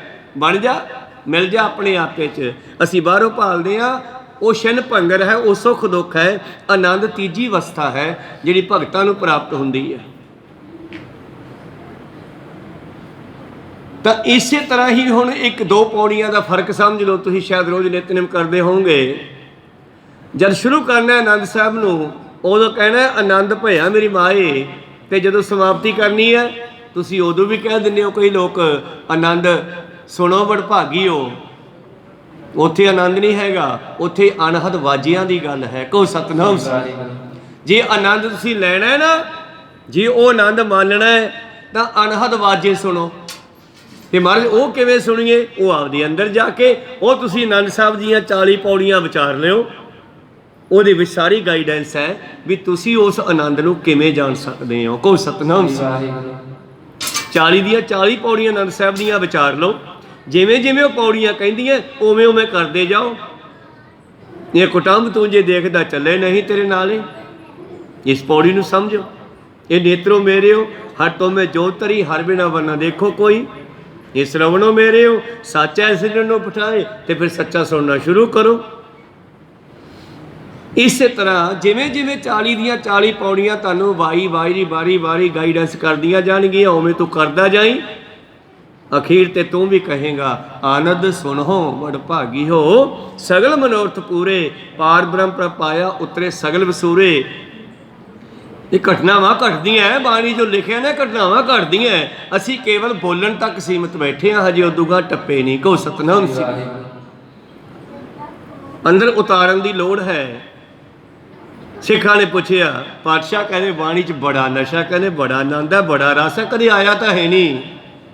ਕਹਿੰਦੇ ਕੋਈ ਨਹੀਂ, ਕੱਲ੍ਹ ਨੂੰ ਦੱਸਾਂਗੇ। ਤੇ ਨਿਹੰਗ ਸਿੰਘਾਂ ਦੀ ਡਿਊਟੀ ਲਾਤੀ ਵੀ ਐ ਕਰੋ, ਆ ਸੁੱਖਾ ਰਗੜੋ, ਔਰ 2-4 ਘੰਟੇ ਨਹੀਂ 24 ਘੰਟੇ ਰਗੜਿਓ ਇਹਨੂੰ। ਅੱਜ ਸ਼ੁਰੂ ਕਰ ਦਿਓ, ਕੱਲ੍ਹ ਨੂੰ ਇਸ ਵੇਲੇ ਵੇਖਾਂਗੇ। ਕਹਿੰਦੇ ਰਗੜਿਆ ਗਿਆ ਖੂਬ, ਇਹਨੂੰ ਜਿੰਨਾ ਰਗੜਿਆ ਜਾਂਦਾ ਇਹਦੀ ਤਾਕਤ ਵੱਧਦੀ ਜਾਂਦੀ ਹੈ। ਤੇ ਰਗੜਨ ਤੋਂ ਬਾਅਦ ਫਿਰ 24 ਘੰਟਿਆਂ ਬਾਅਦ ਪਾਤਸ਼ਾਹ ਨੇ ਸ਼ਾਮਾਂ ਦੇ ਦੀਵਾਨ ਸੱਦ ਲਿਆ। ਕਹਿੰਦੇ ਲਿਆਓ ਚੱਕ ਕੇ। ਲਿਆਂਦਾ, ਲਿਆਓ ਵੀ ਸਿੱਖੋ, ਬਰਤਨ ਲਿਆਓ। ਬਰਤਨ ਵੀ ਲਿਆਂਦੇ। ਜਿਨ੍ਹਾਂ ਨੇ ਪੁੱਛਿਆ ਸੀ ਖਾਸ ਕਰਕੇ ਉਹਨਾਂ ਨੂੰ ਬਿਠਾ ਲਿਆ ਮੂਹਰੇ, ਔਰ ਉਹਨਾਂ ਦੇ ਬਰਤਨਾਂ 'ਚ ਪਾ ਕੇ ਕਹਿੰਦੇ ਇਹ ਬਹੁਤ ਤੇਜ਼ ਹੋ ਗਿਆ, ਤੁਹਾਨੂੰ ਪਤਾ ਹੈ ਨਾ 24 ਘੰਟੇ ਰਗੜੇ ਆ। ਕਹਿੰਦੇ ਹਾਂ ਜੀ। ਕਿੰਨਾ ਤੇਜ਼ ਹੋ ਗਿਆ? ਉਹ ਕਹਿੰਦੇ ਜੀ ਬਹੁਤ ਹੋ ਗਿਆ। ਇਸ ਕਰਕੇ ਇਹਦੀਆਂ ਘੁੱਟਾਂ ਭਰ ਕੇ ਨਾ ਕੁਰਲੀਆਂ ਕਰਨੀਆਂ, ਗਾਹਾਂ ਨਾ ਟਪਾ ਜਿਓ, ਕਮਲੇ ਕਰ ਦੂਗਾ ਇਹ। ਕਹੋ ਸਤਿਨਾਮ। ਕਹਿੰਦੇ ਜੀ 7 ਵਚਨ, ਹੁਣ ਕਮਲੇ ਥੋੜ੍ਹਾ ਕਰਨਾ ਸਿੱਖਾਂ ਨੂੰ, ਅੰਦਰ ਨਾ ਟਪਾਇਓ। ਕਹਿੰਦੇ ਜੀ ਠੀਕ ਆ। ਸਭ ਨੇ ਘੁੱਟਾਂ ਭਰੀਆਂ, ਮੂੰਹ 'ਚ ਡੋਲਤੀਆਂ ਕੁਰਲੀ ਕਰਕੇ। ਫਿਰ ਬੈਠੇ ਉਡੀਕਦੇ ਆ ਵੀ ਹੁਣ ਵੀ ਸਿਰ ਜਾ ਘੁੰਮਿਆ, ਹੁਣ ਵੀ ਘੁੰਮਿਆ, ਪਰ ਕਿੱਥੇ ਘੁੰਮਣਾ ਸੀ। ਕਹੋ ਸਤਿਨਾਮ। ਨਹੀਂ ਚੜ੍ਹਿਆ ਅਗਲਾ, ਕਿਉਂਕਿ ਗੱਲ ਤਾਂ ਧੁੰਨੀ ਕੋਲੇ ਜਾ ਕੇ ਬਣਨੀ ਹੈ ਜਦੋਂ ਪੇਟ ਵਿੱਚ ਕੋਈ ਵਸਤੂ ਜਾਊਗੀ। ਤੇ ਸ਼ਬਦ ਵਾਹਿਗੁਰੂ ਮੰਤਰ ਵੀ ਜਦੋਂ 60 ਧੁੰਨੀ 'ਤੇ ਵੱਜੂਗੀ ਫਿਰ ਜਾ ਕੇ ਗੱਲ ਬਣਨੀ ਹੈ। ਹਜੇ ਤਾਂ ਗਲੇ ਤੋਂ ਉੱਪਰ ਹੀ ਬੋਲੀ ਜਾਂਦੇ ਆਪਾਂ। ਕਹੋ ਸਤਿਨਾਮ। ਅੱਧਾ ਘੰਟਾ 20 ਮਿੰਟ ਬੈਠੇ, ਮਹਾਰਾਜ ਚੜ੍ਹਿਆ ਤਾਂ ਹੈ ਨਹੀਂ ਇਹ। ਤੁਸੀਂ ਕਹਿੰਦੇ ਬੜਾ ਤੇਜ਼ ਬਣ ਗਿਆ। ਕਹਿੰਦੇ ਟਪਾਇਆ ਸੀਗਾ? ਹਾਂ। ਕਹਿੰਦੇ ਜੀ ਨਹੀਂ। ਕਿ ਫਿਰ ਕਿੱਥੋਂ ਬਣ ਜੂ?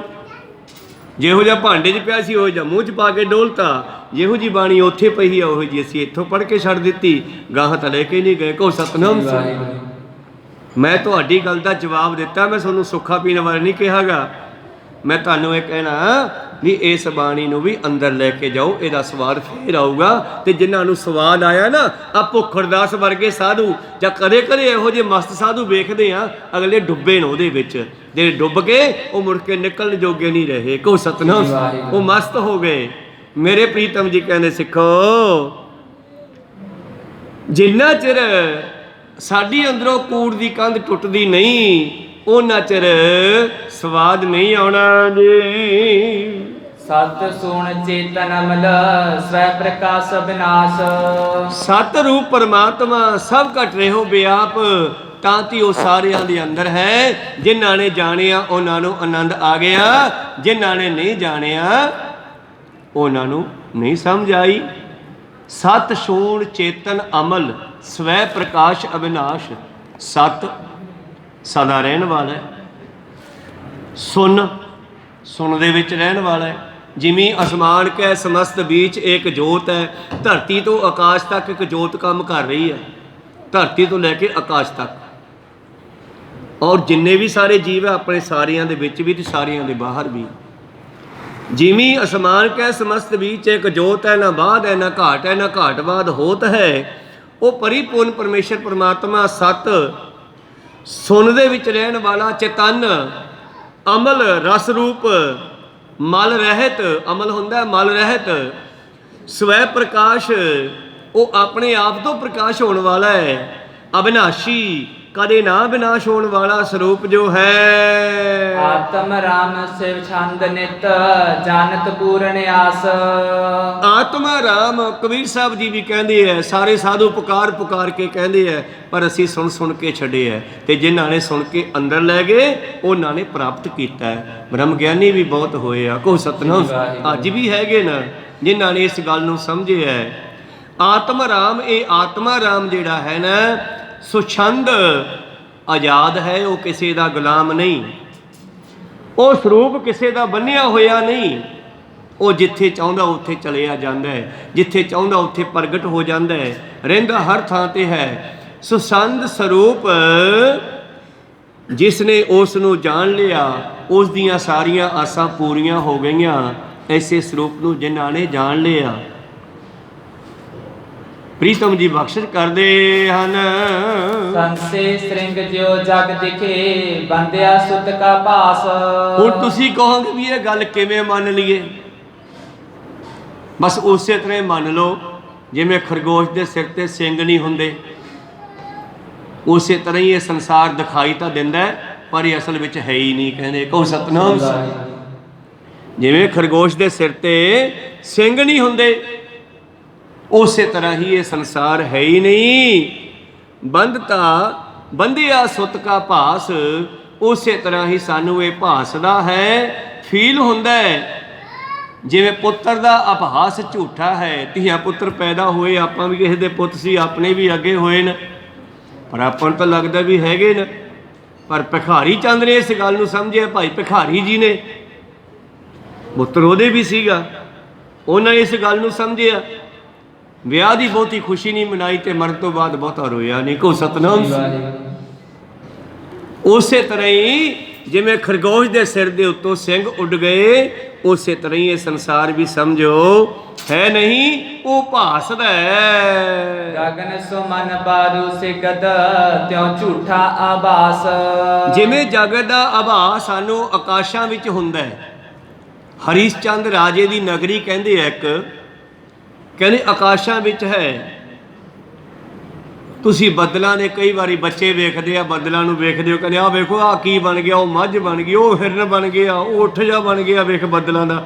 ਪਰ ਹੁੰਦੇ ਤਾਂ ਬੱਦਲ ਹੈ ਨਾ, ਥੋੜ੍ਹੇ ਚਿਰ ਬਾਅਦ ਢਹਿ ਜਾਂਦੇ ਹੈ। ਇਸੇ ਤਰ੍ਹਾਂ ਹੀ ਜਿਵੇਂ ਆਕਾਸ਼ਾਂ ਵਿੱਚ ਹਰੀ ਚੰਦ ਰਾਜੇ ਦੀ ਨਗਰੀ ਮੰਨੀ ਹੈ ਪਰ ਹੈ ਨਹੀਂ, ਉਹ ਕਹਿਣ ਮਾਤਰ ਹੈ, ਉਸੇ ਤਰ੍ਹਾਂ ਹੀ ਸੁਨੋ ਬਿਸ਼ੰਬਰ ਦਾਸ ਸਿੱਖ ਪੂਰੇ ਆਸਾ ਜਾਨ। ਔਰ ਤਿਉ ਝੂਠਾ ਆਭਾਸ, ਜਿਵੇਂ ਨੌਵੇਂ ਪਾਤਸ਼ਾਹ ਜੀ ਕਹਿੰਦੇ ਜਗ ਧੂਏ ਕਾ ਪਹਾੜ। ਹੁਣ ਧੂਏ ਦੇ ਪਹਾੜ ਬਣਦੇ ਹੈ ਨਾ, ਪਰ ਹੁੰਦੇ ਨਹੀਂ, ਅਸਲ ਵਿੱਚ ਆਪਾਂ ਨੂੰ ਫੀਲ ਹੁੰਦੇ ਹੈ ਤੇ ਥੋੜੇ ਸਮੇਂ ਬਾਅਦ ਉਹ ਖਤਮ ਹੋ ਜਾਂਦੇ ਆ। ਕੋਈ ਸਤਨਾਮ। ਤੇ ਇਸ ਸੰਸਾਰ ਨੂੰ ਨੌਵੇਂ ਪਾਤਸ਼ਾਹ ਜੀ ਨੇ ਧੂਏਂ ਦਾ ਪਹਾੜ ਕਿਹਾ। ਔਰ ਜਿਹੜਾ ਸੰਤੋਖ ਰਿਖੀ ਨਿਕਲਿਆ ਸਰੋਵਰ ਦੀ ਪਟਾਈ ਕਰਦਿਆਂ ਹੋਇਆਂ ਗੁਰਦੁਆਰਾ ਸਾਹਿਬ ਟਾਹਲੀਆਣੇ ਚੋਂ, ਤਾਂ ਜਦੋਂ ਉਹ ਬਾਹਰ ਕੱਢ ਲਿਆ ਉਹਦੇ ਵਿੱਚੋਂ ਮੱਠ ਦਿਓ, ਉਹਦੀਆਂ ਮਾਲਸ਼ਾਂ ਕੀਤੀਆਂ, ਬੋਲਣ ਜੋਗਾ ਕੀਤਾ, ਹੋਸ਼ ਆਈ, ਉਹਨੇ ਸਵਾਸ ਥੱਲੇ ਉਤਾਰੇ। ਜਿਹੜਾ 5000 ਸਾਲ ਤੋਂ ਮੱਠ ਵਿੱਚ ਬੈਠਾ ਸੀਗਾ, ਸਵਾਸਾਂ ਨੂੰ ਰੋਕ ਕੇ ਬਹਿ ਗਿਆ, ਬਸ ਬਹਿ ਗਿਆ। ਔਰ ਇੰਨੀ ਮਿੱਟੀ ਚੜ੍ਹ ਗਈ ਉੜਦਿਆਂ ਉੜਦਿਆਂ ਹਨੇਰੀਆਂ ਕਿ ਉਹ ਮੱਠ ਮਿੱਟੀ ਧਰਤੀ ਵਿੱਚ ਚਲਿਆ ਗਿਆ। ਸਰੋਵਰ ਦੀ ਪਟਾਈ ਹੋ ਰਹੀ ਸੀ, ਵਿੱਚ ਕਹੀ ਵੱਜੀ ਇੱਟਾਂ ਤੇ ਉਹ ਮੱਠ ਵਿੱਚੋਂ ਨਿਕਲ ਆਇਆ ਤੇ ਸਿੱਖਾਂ ਨੇ ਖਾਲੀ ਕੀਤਾ। ਮੂਹਰੇ ਪੱਥਰ ਲੱਗਿਆ ਸੀ, ਪੱਥਰ ਪਾਸੇ ਕੀਤਾ। ਸਿੱਖਾਂ ਨੇ ਕਿਹਾ ਮਹਾਰਾਜ ਇਹਦੇ ਵਿੱਚ ਤਾਂ ਇੱਕ ਬੰਦਾ ਬੈਠਾ। ਕਹੋ ਸਤਨਾਮ। ਕਹਿੰਦੀ ਅੱਛਾ। ਪਾਤਸ਼ਾਹ ਕੋਲ ਆਏ, ਵੇਖਿਆ ਕੋਈ ਰਿਸ਼ੀ ਹੈ। ਔਰ ਬਾਬਾ ਬੁੱਢਾ ਜੀ ਹੋਰਾਂ ਸਿੱਖਾਂ ਨੂੰ ਕਹਿੰਦੇ ਵੀ ਇਹਦੀਆਂ ਹੱਥਾਂ ਤੇ ਪੈਰਾਂ ਦੀਆਂ ਮਾਲਸ਼ਾਂ ਕਰੋ। ਇਹਨੇ ਸਵਾਸਤਾਂ ਚੜਾਏ ਹੋਏ ਨੇ ਤੇ ਉਹਦੇ ਹੱਥਾਂ ਪੈਰਾਂ ਦੀਆਂ ਮਾਲਸ਼ਾਂ ਕੀਤੀਆਂ ਤੇ ਉਹਦਾ ਗੁਰੂ ਪਿਆਰੋ ਚੇਤਨਾ ਜਿਹੜੀ ਆ ਸਰੀਰ ਵਿੱਚ ਚੱਲਣ ਲੱਗੀ। ਉੱਤੇ ਜਾ ਕੇ ਬਹਿ ਜਾਂਦਾ ਜੀਵ। ਇਹ ਸਿਮਰਨ ਕਰਨ ਵਾਲਿਆਂ ਦੇ ਅਭਿਆਸ ਹੈ। ਤਾਈਓ ਤਾਂ ਗੋਰਖਨਾਥ ਵਰਗਿਆਂ ਨੇ ਉਮਰਾਂ ਲੰਮੀਆਂ ਕਰ ਲਈਆਂ, ਕਈ ਸਾਲ ਉੱਠਦੇ ਹੀ ਨਹੀਂ ਸੀਗੇ, ਧਿਆਨ ਜੋੜ ਕੇ ਬਹਿ ਜਾਂਦੇ। ਕਹੋ ਸਤਨਾਮ। ਥੋੜਾ ਉੱਠਦੇ, ਧਿਆਨ ਖੋਲ੍ਹਦੇ, ਫਿਰ ਵਿਚਰਦੇ ਥੋੜਾ ਸਮਾਂ, ਫਿਰ ਬਹਿ ਜਾਂਦੇ। ਤਾਂ ਉਹ ਸੋਚਦੇ ਸੀਗੇ ਅਸੀਂ ਫਲਾਣੇ ਸਮੇਂ ਦੇ ਪੈਦਾ ਹੋਏ ਆ, ਸਾਡੀ ਇੰਨੀ ਲੰਬੀ ਉਮਰ ਹੋ ਗਈ। ਕਹੋ ਸਤਨਾਮ। ਤਾਂ ਇਸੇ ਤਰ੍ਹਾਂ ਹੀ ਇਹ ਰਿਸ਼ੀ ਹਜ਼ਾਰਾਂ ਸਾਲਾਂ ਦਾ ਸੀਗਾ। ਹੋਸ਼ ਆਈ, ਅੱਖਾਂ ਖੁੱਲੀਆਂ, ਕਹਿਣ ਲੱਗਿਆ ਕਿਹੜਾ ਯੁੱਗ ਚੱਲਦਾ? ਕਹਿੰਦੇ ਜੀ ਯੁੱਗ ਤਾਂ ਇਸ ਵੇਲੇ ਕਲਯੁੱਗ ਚੱਲਦਾ। ਕਲਯੁੱਗ ਦੇ ਵਿੱਚ ਬਾਬੇ ਨਾਨਕ ਨੇ ਆਉਣਾ ਸੀ, ਕਹਿੰਦੇ ਆ ਚੁੱਕੇ ਆ। ਕਹਿੰਦੇ ਉਹਨਾਂ ਦਾ 5ਵਾਂ ਸਰੂਪ ਬਾਬਾ ਬੁੱਢਾ ਜੀ ਕਹਿੰਦੇ ਤੁਹਾਡੇ ਸਾਹਮਣੇ ਬੈਠੇ ਨੇ। ਗੁਰੂ ਅਰਜਨ ਦੇਵ ਜੀ ਨਮਸਕਾਰ ਕੀਤੀ ਰਿਸ਼ੀ ਨੇ। ਪਾਤਸ਼ਾਹ ਕਹਿੰਦੇ ਰਿਸ਼ੀ ਜੀ ਤੁਸੀਂ ਸਾਨੂੰ ਕਿਵੇਂ ਯਾਦ ਕੀਤਾ? ਕਹਿੰਦੇ ਮਹਾਰਾਜ ਮੈਂ ਸਾਡੇ ਉਸਤਾਦ ਨੂੰ, ਸਾਡੇ ਗੁਰੂ ਨੂੰ ਗੱਲ ਪੁੱਛੀ ਸੀ, ਇੱਕ ਪ੍ਰਸ਼ਨ ਪੁੱਛਿਆ ਸੀਗਾ। ਉਹ ਮੈਨੂੰ ਕਹਿਣ ਲੱਗਿਆ ਤੇ ਇਸ ਪ੍ਰਸ਼ਨ ਦਾ ਹੱਲ ਕਲਯੁੱਗ ਦੇ ਵਿੱਚ ਬਾਬੇ ਨਾਨਕ ਦਾ 5ਵਾਂ ਰੂਪ ਕਰੂਗਾ। ਕਹਿੰਦੇ ਅੱਛਾ ਕਿੰਨਾ ਚਿਰ ਹੋ ਗਿਆ? ਕਹਿੰਦੇ ਜੀ ਪਤਾ ਨਹੀਂਗਾ, ਕਲਯੁੱਗ ਤੋਂ ਪਹਿਲਾਂ ਦਾ ਬੈਠਾ। ਕਹੋ ਸਤਨਾਮ। ਚਲੋ ਉਹਨੂੰ ਰਿਸ਼ੀ ਨੂੰ ਬਾਹਰ ਲਿਆਂਦਾ, ਹੌਲੀ ਹੌਲੀ ਹਵਾ ਲਵਾਈ ਬਾਹਰਲੀ, ਤਾਂ ਫਿਰ ਗੱਲਾਂ ਬਾਤਾਂ ਸ਼ੁਰੂ ਹੋਈਆਂ। ਕਹਿੰਦੇ ਪੁੱਛੋ ਕੀ ਪੁੱਛਣਾ ਹੈ? ਕਹਿੰਦੇ ਜੀ ਮੈਂ ਦੋ ਹੀ ਗੱਲਾਂ ਪੁੱਛਣੀਆਂ ਸੀਗੀਆਂ। ਵੀ ਇੱਕ ਤਾਂ ਜਿਹੜੇ ਬ੍ਰਹਮ ਗਿਆਨੀ ਆ ਉਹ ਕਹਿੰਦੇ ਆ ਵੀ ਸੰਸਾਰ ਹੈ ਹੀ ਨਹੀਂਗਾ, ਤੇ ਸੰਸਾਰੀ ਕਹਿੰਦੇ ਆ ਸੰਸਾਰ ਹੈਗਾ। ਮੇਰਾ ਪੁੱਤ ਮਰ ਗਿਆ, ਮੇਰੀ ਧੀ ਹੈਗੀ, ਮੇਰਾ ਪੁੱਤ ਹੈਗਾ। ਇਹਦਾ ਕਾਰਨ ਕੀ ਹੈ ਮੈਨੂੰ ਇਹ ਦੱਸ ਦਿਓ। ਬਸ ਦੋ ਸਵਾਲ ਮੇਰੇ ਇਹੀ ਹੈ ਵੀ ਇਹ ਸੱਚ ਹੈ ਕਿ ਝੂਠ ਹੈ। ਮੈਂ ਤਾਂ ਇਸੇ ਫੁਰਨੇ ਦੇ ਵਿੱਚ ਹੀ ਮੈਂ ਤਾਂ ਇਸ ਲੈ ਕੇ ਬਹਿ ਗਿਆ। ਕਹਿਣ ਲੱਗੇ ਰਿਸ਼ੀ ਜੀ ਕਦੇ ਸੁਪਨਾ ਆਇਆ? ਕਹਿੰਦੇ ਸੁਪਨੇ ਆਉਂਦੇ ਆ। ਕਹਿੰਦੇ ਜਦੋਂ ਸੁਪਨਾ ਆਉਂਦਾ ਤੇ ਸੁਪਨੇ ਵਾਲਾ ਸਮਾਨ ਸੱਚਾ ਹੁੰਦਾ ਕਿ ਝੂਠਾ? ਕਹਿੰਦੇ ਜਿੰਨਾ ਚਿਰ ਨੀਂਦ ਨਾ ਖੁੱਲੇ ਉਹਨਾਂ ਚਿਰ ਤਾਂ ਸੱਚਾ ਹੀ ਹੁੰਦਾ ਸੁਪਨੇ ਦੇ ਵਿੱਚ, ਪਰ ਜਦੋਂ ਨੀਂਦ ਟੁੱਟ ਜਾਂਦੀ ਹੈ ਉਦੋਂ ਸੁਪਨਾ ਖਤਮ ਹੋ ਜਾਂਦਾ, ਸਮਾਨ ਵੀ ਗਾਇਬ ਹੋ ਜਾਂਦਾ, ਹੁੰਦਾ ਹੀ ਨਹੀਂਗਾ। ਫਿਰ ਅਸੀਂ ਕਹਿੰਦੇ ਛੱਡ ਯਾਰ, ਇਹ ਤਾਂ ਸੁਪਨਾ ਸੀਗਾ। ਜਗ ਜੀਵਨ ਸੁਪਨ ਸਮਾਨ, ਸੰਸਾਰ ਦਾ ਜੀਵਨ ਸੁਪਨੇ ਸਮਾਨ ਹੈ। ਬਾਦਸ਼ਾਹ ਕਹਿੰਦੇ ਤੇਰੇ ਇਸੇ ਗੱਲ ਦੇ ਵਿੱਚ ਹੀ ਤੇਰਾ ਜਵਾਬ ਪਿਆ। ਬ੍ਰਹਮ ਗਿਆਨੀਆਂ ਦੀ ਨੀਂਦ ਟੁੱਟ ਗਈ ਔਰ ਸੰਸਾਰ ਦੀ ਅਗਿਆਨਤਾ ਦੀ ਨੀਂਦ ਚੱਲ ਰਹੀ ਹੈ। ਇਹ ਅਗਿਆਨਤਾ ਨੀਂਦ ਸੁੱਤੇ ਪਏ ਨਾ, ਇਹ ਹਜੇ ਜਾਗੇ ਨਹੀਂ ਤੇ ਸਾਨੂੰ ਗੁਰੂ ਸਾਹਿਬ ਜਗਾ ਰਹੇ ਨੇ। ਜਾਗ ਲਿਓ ਰੇ ਮਨਾ ਜਾਗ ਲਿਓ, ਕਹਾ ਗਾਫਲ ਸੋਇਆ, ਜੋ ਤਨੇ ਉਪਜਿਆ ਸੰਗ ਹੀ ਸੋ ਪੀ ਸੰਗ ਨਾ ਹੋਇਆ। ਇੰਨੀ ਗੱਲ ਹੈ। ਜਿਹੜਾ ਜਾਗ ਪਿਆ ਉਹਦਾ ਸੁਪਨਾ ਟੁੱਟ ਗਿਆ। ਉਹ ਕਹਿੰਦੇ ਹੈ ਹੀ ਨਹੀਂ ਕੁਛ। ਜਿਹੜੇ ਸੁੱਤੇ ਪਏ ਆ ਉਹਨਾਂ ਨੂੰ ਲੱਗਦਾ ਕਿ ਸਭ ਕੁਛ ਹੈ। ਇਸੇ ਕਰਕੇ ਦੁਨੀਆ ਕਹਿੰਦੀ ਹੈ ਸੰਸਾਰ ਹੈਗਾ। ਬ੍ਰਹਮ ਗਿਆਨੀ ਕਹਿੰਦੇ ਤੀਹੋ ਕਾਲ ਇਹ ਹੈ ਹੀ ਨਹੀਂਗਾ। ਆਪਾਂ ਜੰਮਣ ਤੋਂ ਪਹਿਲਾਂ ਹੈ ਨਹੀਂ ਸੀ ਤੇ ਮਰਨ ਤੋਂ ਬਾਅਦ ਵੀ ਨਹੀਂ ਹੋਣਾ। ਇਹਦਾ ਮਤਲਬ ਵਿਚਾਲੇ ਵੀ ਹੈ ਨਹੀਂ ਗੇ, ਐਵੇਂ ਹੀ ਆ। ਕੋਈ ਸਤਨਾਮ। ਚੱਲ ਰਿਹਾ ਸੁਪਨਾ ਹੀ ਆ, ਪਰ ਇਹ ਗੱਲ ਮੰਨਣੀ ਬੜੀ ਔਖੀ ਜੀ ਲੱਗਦੀ ਆ। ਗੁਰੂ ਸਾਹਿਬ ਕਹਿੰਦੇ ਜਿਹੜਾ ਮੰਨ ਲੂਗਾ ਸੌਖਾ ਲੱਗੂਗਾ, ਕਿਉਂਕਿ ਜਿਹਦੇ ਨਾਲ ਆਪਣਾ ਡਾਇਰੈਕਸ਼ਨ ਹੈ, ਜਿਹਨਾਂ ਜੁੜੇ ਹੋਏ ਆ, ਜਿਹੜਾ ਕਨੈਕਟਰ ਹੈ, ਆਪਣਾ ਦੁੱਖ ਉਸੇ ਦਾ ਹੀ ਆਉਂਦਾ ਨਾ। ਸਕਾ ਬੱਚਾ ਆਪਣਾ ਪੁੱਤਰ ਬਿਮਾਰ ਹੋਏ ਤਾਂ ਬੜੇ ਦੁਖੀ ਹੁੰਦੇ ਆ। ਗੁਆਂਢੀਆਂ ਦੇ ਕਿੰਨੇ ਬਿਮਾਰ ਪਏ, ਆਪਾਂ ਕਦੇ ਦੁਖੀ ਨਹੀਂ ਹੋਏ। ਦੁਨੀਆ ਕਿੰਨੀ ਮਰ ਗਈ, ਆਪਾਂ ਕਦੇ ਰੋਏ ਨਹੀਂ। ਕੋਈ ਆਪਣਾ ਮਰ ਗਿਆ ਤਾਂ ਕਿੰਨੇ ਰੋਂਦੇ ਆ। ਭਾਵ ਅਟੈਚਮੈਂਟ, ਸਾਡੀ ਜਿੱਥੇ ਅਟੈਚਮੈਂਟ ਹੈ ਉੱਥੇ ਦੁੱਖ ਤੇ ਸੁੱਖ ਹੈ। ਜਿੱਥੇ ਅਟੈਚਮੈਂਟ ਨਹੀਂ, ਸੁੱਖ ਤੇ ਦੁੱਖ ਵੀ ਖਤਮ ਹੋ ਜਾਣਗੇ। ਇਸ ਕਰਕੇ ਪਾਤਸ਼ਾਹ ਕਹਿੰਦੇ ਤੀਹੋ ਕਾਲ ਸੰਸਾਰ ਹੈ ਹੀ ਨਹੀਂਗਾ। ਜਿਨ੍ਹਾਂ ਨੇ ਇਸ ਗੱਲ ਨੂੰ ਸਮਝ ਲਿਆ, ਜਨਮ ਮਰਨ ਤੋਹਿ ਮਿਟੋਗੇ, ਅਸ਼ਟ ਜਨਮ ਤਰਿਆਨ। ਤਾਂ ਸਤਿਗੁਰੂ ਪਾਤਸ਼ਾਹ ਜੀ ਕਹਿੰਦੇ ਉਸੇ ਤਰ੍ਹਾਂ ਹੀ ਜਿਹੜਾ ਹੈ ਗਗਨ ਸੁਮਨ ਬਾਰੂ ਸ਼੍ਰੀਗਦ ਤਿਉ ਝੂਠਾ ਆਵਾਸ ਇਹ ਸੰਸਾਰ ਝੂਠਾ ਹੈ। ਇਸੇ ਤਰ੍ਹਾਂ ਹੀ ਫਿਰ ਬਿਸ਼ੰਬਰ ਦਾਸ ਸੇਠ ਨਾਲ ਗੱਲਬਾਤ ਹੋ ਰਹੀ ਹੈ ਨਾ, ਵਿਚਾਰਾਂ ਉਹਨਾਂ ਨਾਲ ਚੱਲ ਰਹੀਆਂ ਨੇ ਕਈ ਦਿਨਾਂ ਤੋਂ। ਤਾਂ ਬਿਸ਼ੰਬਰ ਦਾਸ ਕਹਿਣ ਲੱਗਿਆ, ਮਹਾਰਾਜ ਜੀ ਮੇਰੀ ਇੱਕ ਆਸਾ ਹੋਰ ਪੂਰੀ ਕਰ ਦਿਓ, ਮੇਰਾ ਜਨਮ ਮਰਨ ਤੋਹੇ ਮਿਟੈਗੋ, ਤੁਸੀਂ ਮਿਟਾ ਦਿਓ। ਅਸ਼ਟ ਜਨਮ ਧਰ ਆਣ, ਤੁਸੀਂ ਮੈਨੂੰ ਕਿਹਾ ਸੀਗਾ ਕਿ ਤੇਰਾ ਜਨਮ ਮਰਨ ਮਿਟੇਗਾ, ਪਰ ਹਜੇ ਤੇਰੇ 8 ਜਨਮ ਹੋਰ ਹੋਣਗੇ। ਮਹਾਰਾਜ ਉਹ ਵੀ ਦੱਸ ਦਿਓ ਕਿਵੇਂ। ਤਬ ਪੁੱਛਿਓ ਸਿੱਖ ਸੋਚ ਕੇ, ਕਹੀਏ ਜਾਮਾ ਮੋਰ। ਜਦੋਂ ਪਾਤਸ਼ਾਹ ਨੇ ਕਿਹਾ ਵੀ ਤੇਰੀ 8 ਜਾਮੇ ਹੋਰ ਹੋਣਗੇ ਫਿਰ ਤੇਰਾ ਉਧਾਰ ਹੋਵੇਗਾ, ਬਿਸ਼ੰਬਰ ਦਾਸ ਕਹਿਣ ਲੱਗਿਆ, ਮਹਾਰਾਜ ਉਹ ਜਾਮੇ ਮੇਰੇ ਕਿਹੜੇ ਹੋਣਗੇ। ਸਿੱਖੀ ਮੰਗੋ ਗੁਰੂ ਡਿਗ, ਰਹੋ ਦਾਸ ਨਿਤ ਤੌਰ। ਮੈਨੂੰ ਹਜੇ 8 ਜਨਮ ਹੋਰ ਲੈਣੇ ਪੈਣਗੇ ਮਹਾਰਾਜ, ਮੈਂ ਤਾਂ ਕਿੰਨੇ ਸਮੇਂ ਤੋਂ ਤੁਹਾਡਾ ਸਿੱਖ ਚੱਲਦਾ ਆ ਰਿਹਾ, ਹਜੇ ਮੈਨੂੰ ਹੋਰ ਜਾਮੇ ਕਿਉਂ ਲੈਣੇ ਪੈਣਗੇ, ਦੱਸਣਾ ਕਰੋ ਜੀ। ਸਤਨਾਮ ਸਿਮਰੋ ਸਦਾ, ਸਤਿਗੁਰ ਕਹਿਓ ਸੁਨਾਏ। ਸਤਿਗੁਰੂ ਪਾਤਸ਼ਾਹ ਜੀ ਕਹਿੰਦੇ ਸਤਨਾਮ ਦਾ ਜਾਪ ਕਰਿਆ ਕਰ ਭਾਈ ਤੂੰ। ਸ਼੍ਰੀ ਨਾਨਕ ਅੰਗਦ ਗੁਰੂ, ਅਮਰਦਾਸ ਸੁਖ ਪਾਏ। ਕਹਿਣ ਲੱਗੇ ਸਤਿਗੁਰੂ ਪਾਤਸ਼ਾਹ ਜੀ ਗੁਰੂ ਨਾਨਕ, ਗੁਰੂ ਅੰਗਦ, ਗੁਰੂ ਅਮਰਦਾਸ ਅਤੇ ਰਾਮਦਾਸ ਅਰਜਨ ਗੁਰੂ, ਹਰਿ ਗੋਬਿੰਦ ਹਰਿ ਰਾਏ। ਗੁਰੂ ਰਾਮਦਾਸ ਮਹਾਰਾਜ, ਅਰਜਨ ਦੇਵ ਜੀ, ਹਰਗੋਬਿੰਦ ਸਾਹਿਬ ਤੇ ਹਰਿ ਰਾਏ ਸਤ। ਸ਼੍ਰੀ ਸਤਿਗੁਰ ਹਰਿ ਕ੍ਰਿਸ਼ਨ, ਜੁਤ ਤੇਗ ਬਹਾਦਰ ਰਾਏ। ਔਰ 8ਵੇਂ ਸਤਿਗੁਰੂ ਹਰਿਕ੍ਰਿਸ਼ਨ ਜੀ ਮਹਾਰਾਜ ਤੇ ਤੇਗ ਬਹਾਦਰ ਜੀ। ਤਿਸ ਕੋ ਸੁਤ ਦਸਵਾਂ ਗੁਰੂ, ਪੰਥ ਖਾਲਸਾ ਕੀਨਾ। ਕਹਿੰਦੇ ਉਸ ਦਾ ਪੁੱਤਰ ਫਿਰ ਗੁਰੂ ਗੋਬਿੰਦ ਸਿੰਘ, ਜਿਸ ਨੇ ਖਾਲਸਾ ਪੰਥ ਸਾਜਣਾ ਹੈ। ਅਪਰ ਭਵਿਖ ਅਤਬਾਰਤਾ, ਪ੍ਰਭੂ ਬਤਾਏ ਸੋ ਦੀਨਾ। ਕਹਿਣ ਲੱਗੇ ਤੇਰੇ ਉਸ ਪਿਛਲੇ ਜਾਮੇ 'ਚ, ਜਿਸ ਤੋਂ ਬਾਅਦ ਤੂੰ ਹੁਣ 8ਵੇਂ ਜਾਮੇ ਸਾਡੇ ਕੋਲੇ ਬਿਸ਼ੰਬਰ ਦਾਸ ਬਣ ਕੇ ਆਇਆ। ਬਾਬੇ ਨਾਨਕ ਦੇ ਵੇਲੇ ਇਹ ਨਾਨੂ ਪੰਡਤ ਸੀ। ਕਹੋ ਸਤਨਾਮ। ਅੱਗੇ ਗੱਲ ਇਹ ਆਊਗੀ। ਕਹਿੰਦੇ ਤੂੰ ਬਹੁਤ ਲੰਮੇ ਸਮੇਂ ਤੋਂ ਚੱਲਦਾ ਆ ਰਹੀ ਆ ਸਾਡਾ ਸਿੱਖ ਬਣ ਕੇ, ਗੁਰੂ ਨਾਨਕ ਦੇਵ ਜੀ ਤੋਂ ਲੈ ਕੇ ਤੇ ਤੂੰ ਚੱਲਦਾ ਆ ਰਹੀ ਆ। ਤੈਨੂੰ ਕਿਹਾ ਸੀ ਬਾਬੇ ਨਾਨਕ ਨੇ ਕਿ ਤੇਰੇ 8 ਜਨਮ ਹੋਰ ਹੋਣਗੇ। ਉਹ 8 ਜਨਮ ਸਾਡੇ 8 ਗੁਰੂਆਂ ਦੇ ਪਿਛਲਿਆਂ ਦੇ ਨਾਲ ਨਾਲ ਤੂੰ ਧਾਰਦਾ ਆਇਆ। ਜਦੋਂ 9ਵੇਂ ਗੁਰੂ ਦਾ ਪੁੱਤਰ ਖਾਲਸਾ ਪੰਥ ਸਾਜੇਗਾ। ਤਿਆ ਸਿੰਘ ਤੇ ਆਦ ਸਿੱਖ, ਦਿਜਬਰ ਕੇਸ਼ੋ ਦਾਸ। ਇਹ ਸਾਰੀਆਂ ਗੱਲਾਂ ਸਤਿਗੁਰਾਂ ਨੇ ਦੱਸਣੀਆਂ ਕੀਤੀਆਂ। ਸਤਿਗੁਰਾਂ ਦੇ ਕੋਲ ਦਇਆ ਸਿੰਘ, ਹੋਰ ਸਿੱਖ ਤੇ ਬ੍ਰਾਹਮਣ ਕੇਸ਼ੋ ਦਾਸ ਵਰਗੇ ਪਾਤਸ਼ਾਹ ਜੀ ਨੇ ਕਿਹਾ ਸੀ ਬਾਬੇ ਨਾਨਕ ਨੇ ਮੇਰੇ ਪੰਥ ਵਿੱਚ ਜਨਮ ਧਾਰਨਗੇ ਜੀ। ਤਰਹਿ ਪੰਥ ਮੇ ਜਨਮ ਪੁਨ, ਕਰਹਿ ਰਾਜ ਪ੍ਰਕਾਸ਼। ਕਹਿਣ ਲੱਗੇ ਉਸ ਵੇਲੇ ਤੈਨੂੰ ਕਿਹਾ ਸੀ ਪਹਿਲੇ ਜਾਮੇ ਦੇ ਵਿੱਚ ਕਿ ਮੇਰੇ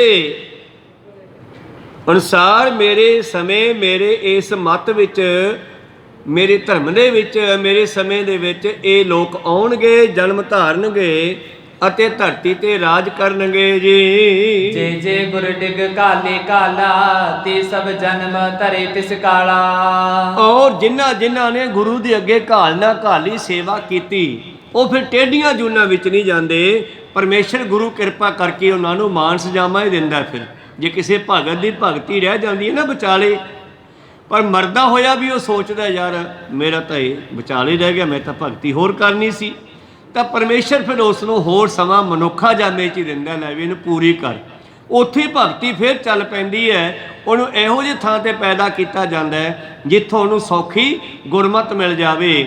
ਇਸ ਤਰ੍ਹਾਂ ਪਾਤਸ਼ਾਹ ਜੀ ਕਹਿੰਦੇ ਹਨ, ਅਵਤਰ ਹੈ ਤਬ ਭਗਤ 18, ਛੀਨੇ ਰਾਜ ਸਬਨ ਤੇ ਸਾਰਾ। ਕਹਿਣ ਲੱਗੇ ਉਸ ਵੇਲੇ ਫਿਰ ਜਿਨ੍ਹਾਂ ਨੇ ਗੁਰੂ ਦੇ ਅੱਗੇ ਘਾਲਣਾ ਘਾਲੀ, ਉਹ ਪੂਰਬ ਦੇਸ਼ ਅਧਿਕ ਹੀ ਸੱਦੇ, ਉਹਨਾਂ ਨੇ ਫਿਰ ਚੜ੍ਹਦੇ ਵਾਲੇ ਪਾਸੇ ਰਾਜ ਸਾਧੇ।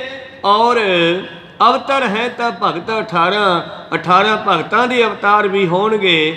ਛੀਨੇ ਰਾਜ ਸਭਨ ਤੇ ਸਾਰਾ, ਉਹ ਰਾਜ ਕਰਨਗੇ ਜੀ। ਆਏ ਮੌਨ ਕੇਤਕ ਦਿਨ ਵਧੈ ਪੂਰਬ ਦੇਸ਼ ਅਦਕ ਹੀ ਸਦੈ। ਫਿਰ ਕੁਝ ਸਮੇਂ ਦੇ ਬਾਅਦ ਮੋਨੀ ਆਉਣਗੇ ਪੂਰਬ ਚੜ੍ਹਦੇ ਵਾਲੇ ਪਾਸਿਓਂ।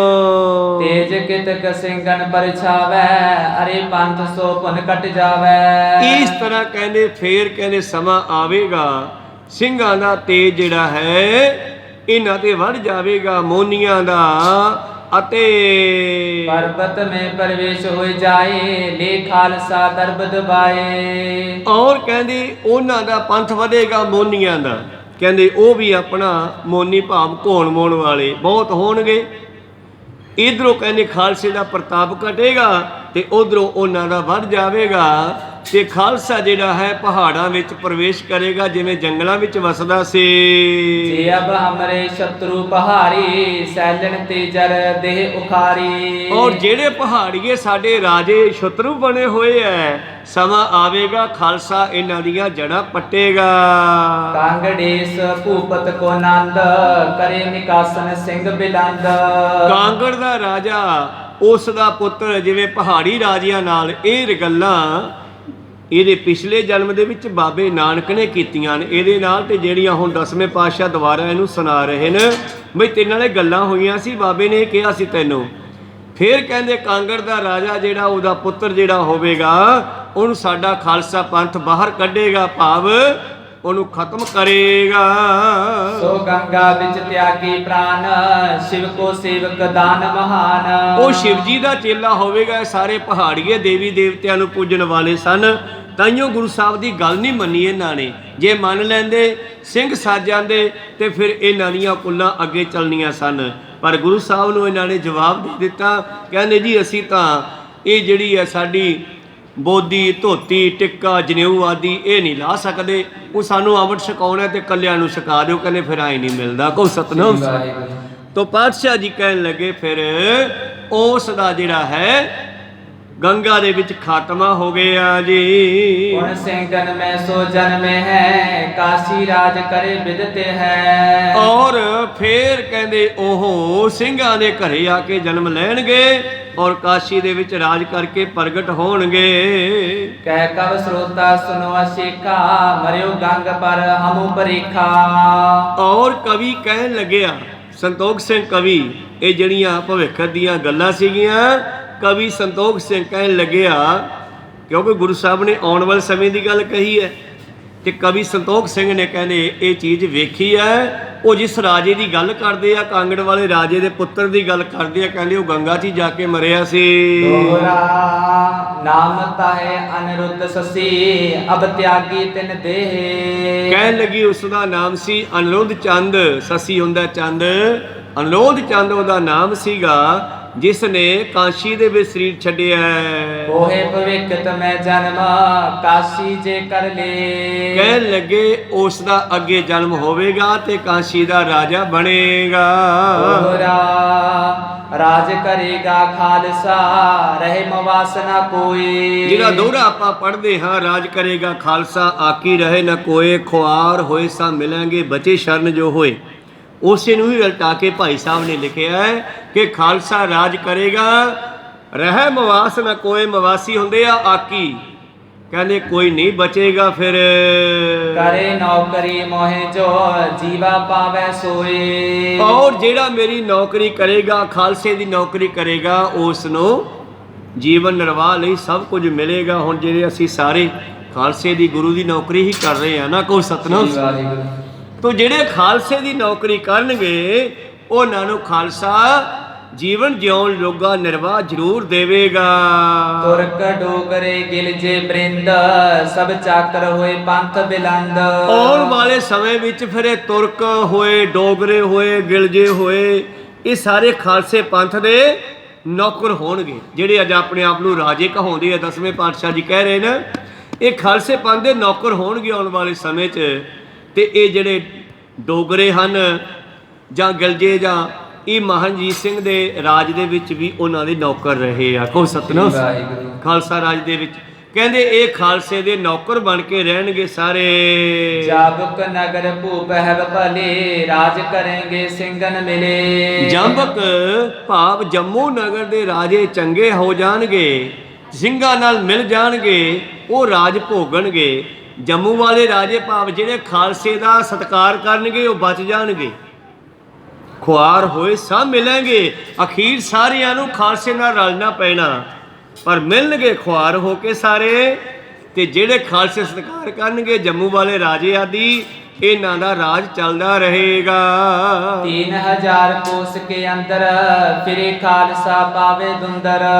ਔਰ ਜਿਹੜਾ ਖਾਲਸਾ ਰਾਜ ਹੈ 3000 ਕੋਹ ਤੱਕ ਖਾਲਸੇ ਦਾ ਜਿਹੜਾ ਹੈ ਬੋਲਬਾਲਾ ਰਹੇਗਾ। ਕਿਸੋ ਦੇਸ ਦਾਮ ਲੈ ਭੇਟ, ਕਾਹੂ ਲਿਆਵੇ ਰਾਜ ਸਮੇਟ। ਔਰ ਕੋਈ ਦੇਸ਼ਾਂ ਦੇ ਮਾਮਲਾ ਆ ਕੇ ਦੇਣਗੇ, ਕਿਤੋਂ ਖਾਲਸਾ ਜਾ ਕੇ ਲਿਆਵੇਗਾ ਔਰ ਇਹਨਾਂ ਨੂੰ ਆਪਣੇ ਵਿੱਚ ਮਿਲਾਵੇਗਾ। ਸੁਨੋ ਬਿਸ਼ੰਬਰ ਦਾਸ ਸੁਜਾਨ, ਏਵ ਵਿਚਾਰੋ ਅਨੰਦ ਮਹਾਨ। ਤੋ ਬਿਸ਼ੰਬਰ ਦਾਸ ਇਹ ਘਟਨਾ ਹੋਣ ਵਾਲੇ ਸਮੇਂ ਦੀ ਹੈ, ਏਦਾਂ ਵਰਤੇਗੀ। ਔਰ ਸਾਰਾ ਦੋਹਰਾ ਫਿਰ ਪਾਤਸ਼ਾਹ ਜੀ ਨੇ ਵੀ ਉਚਾਰਿਆ ਹੈ।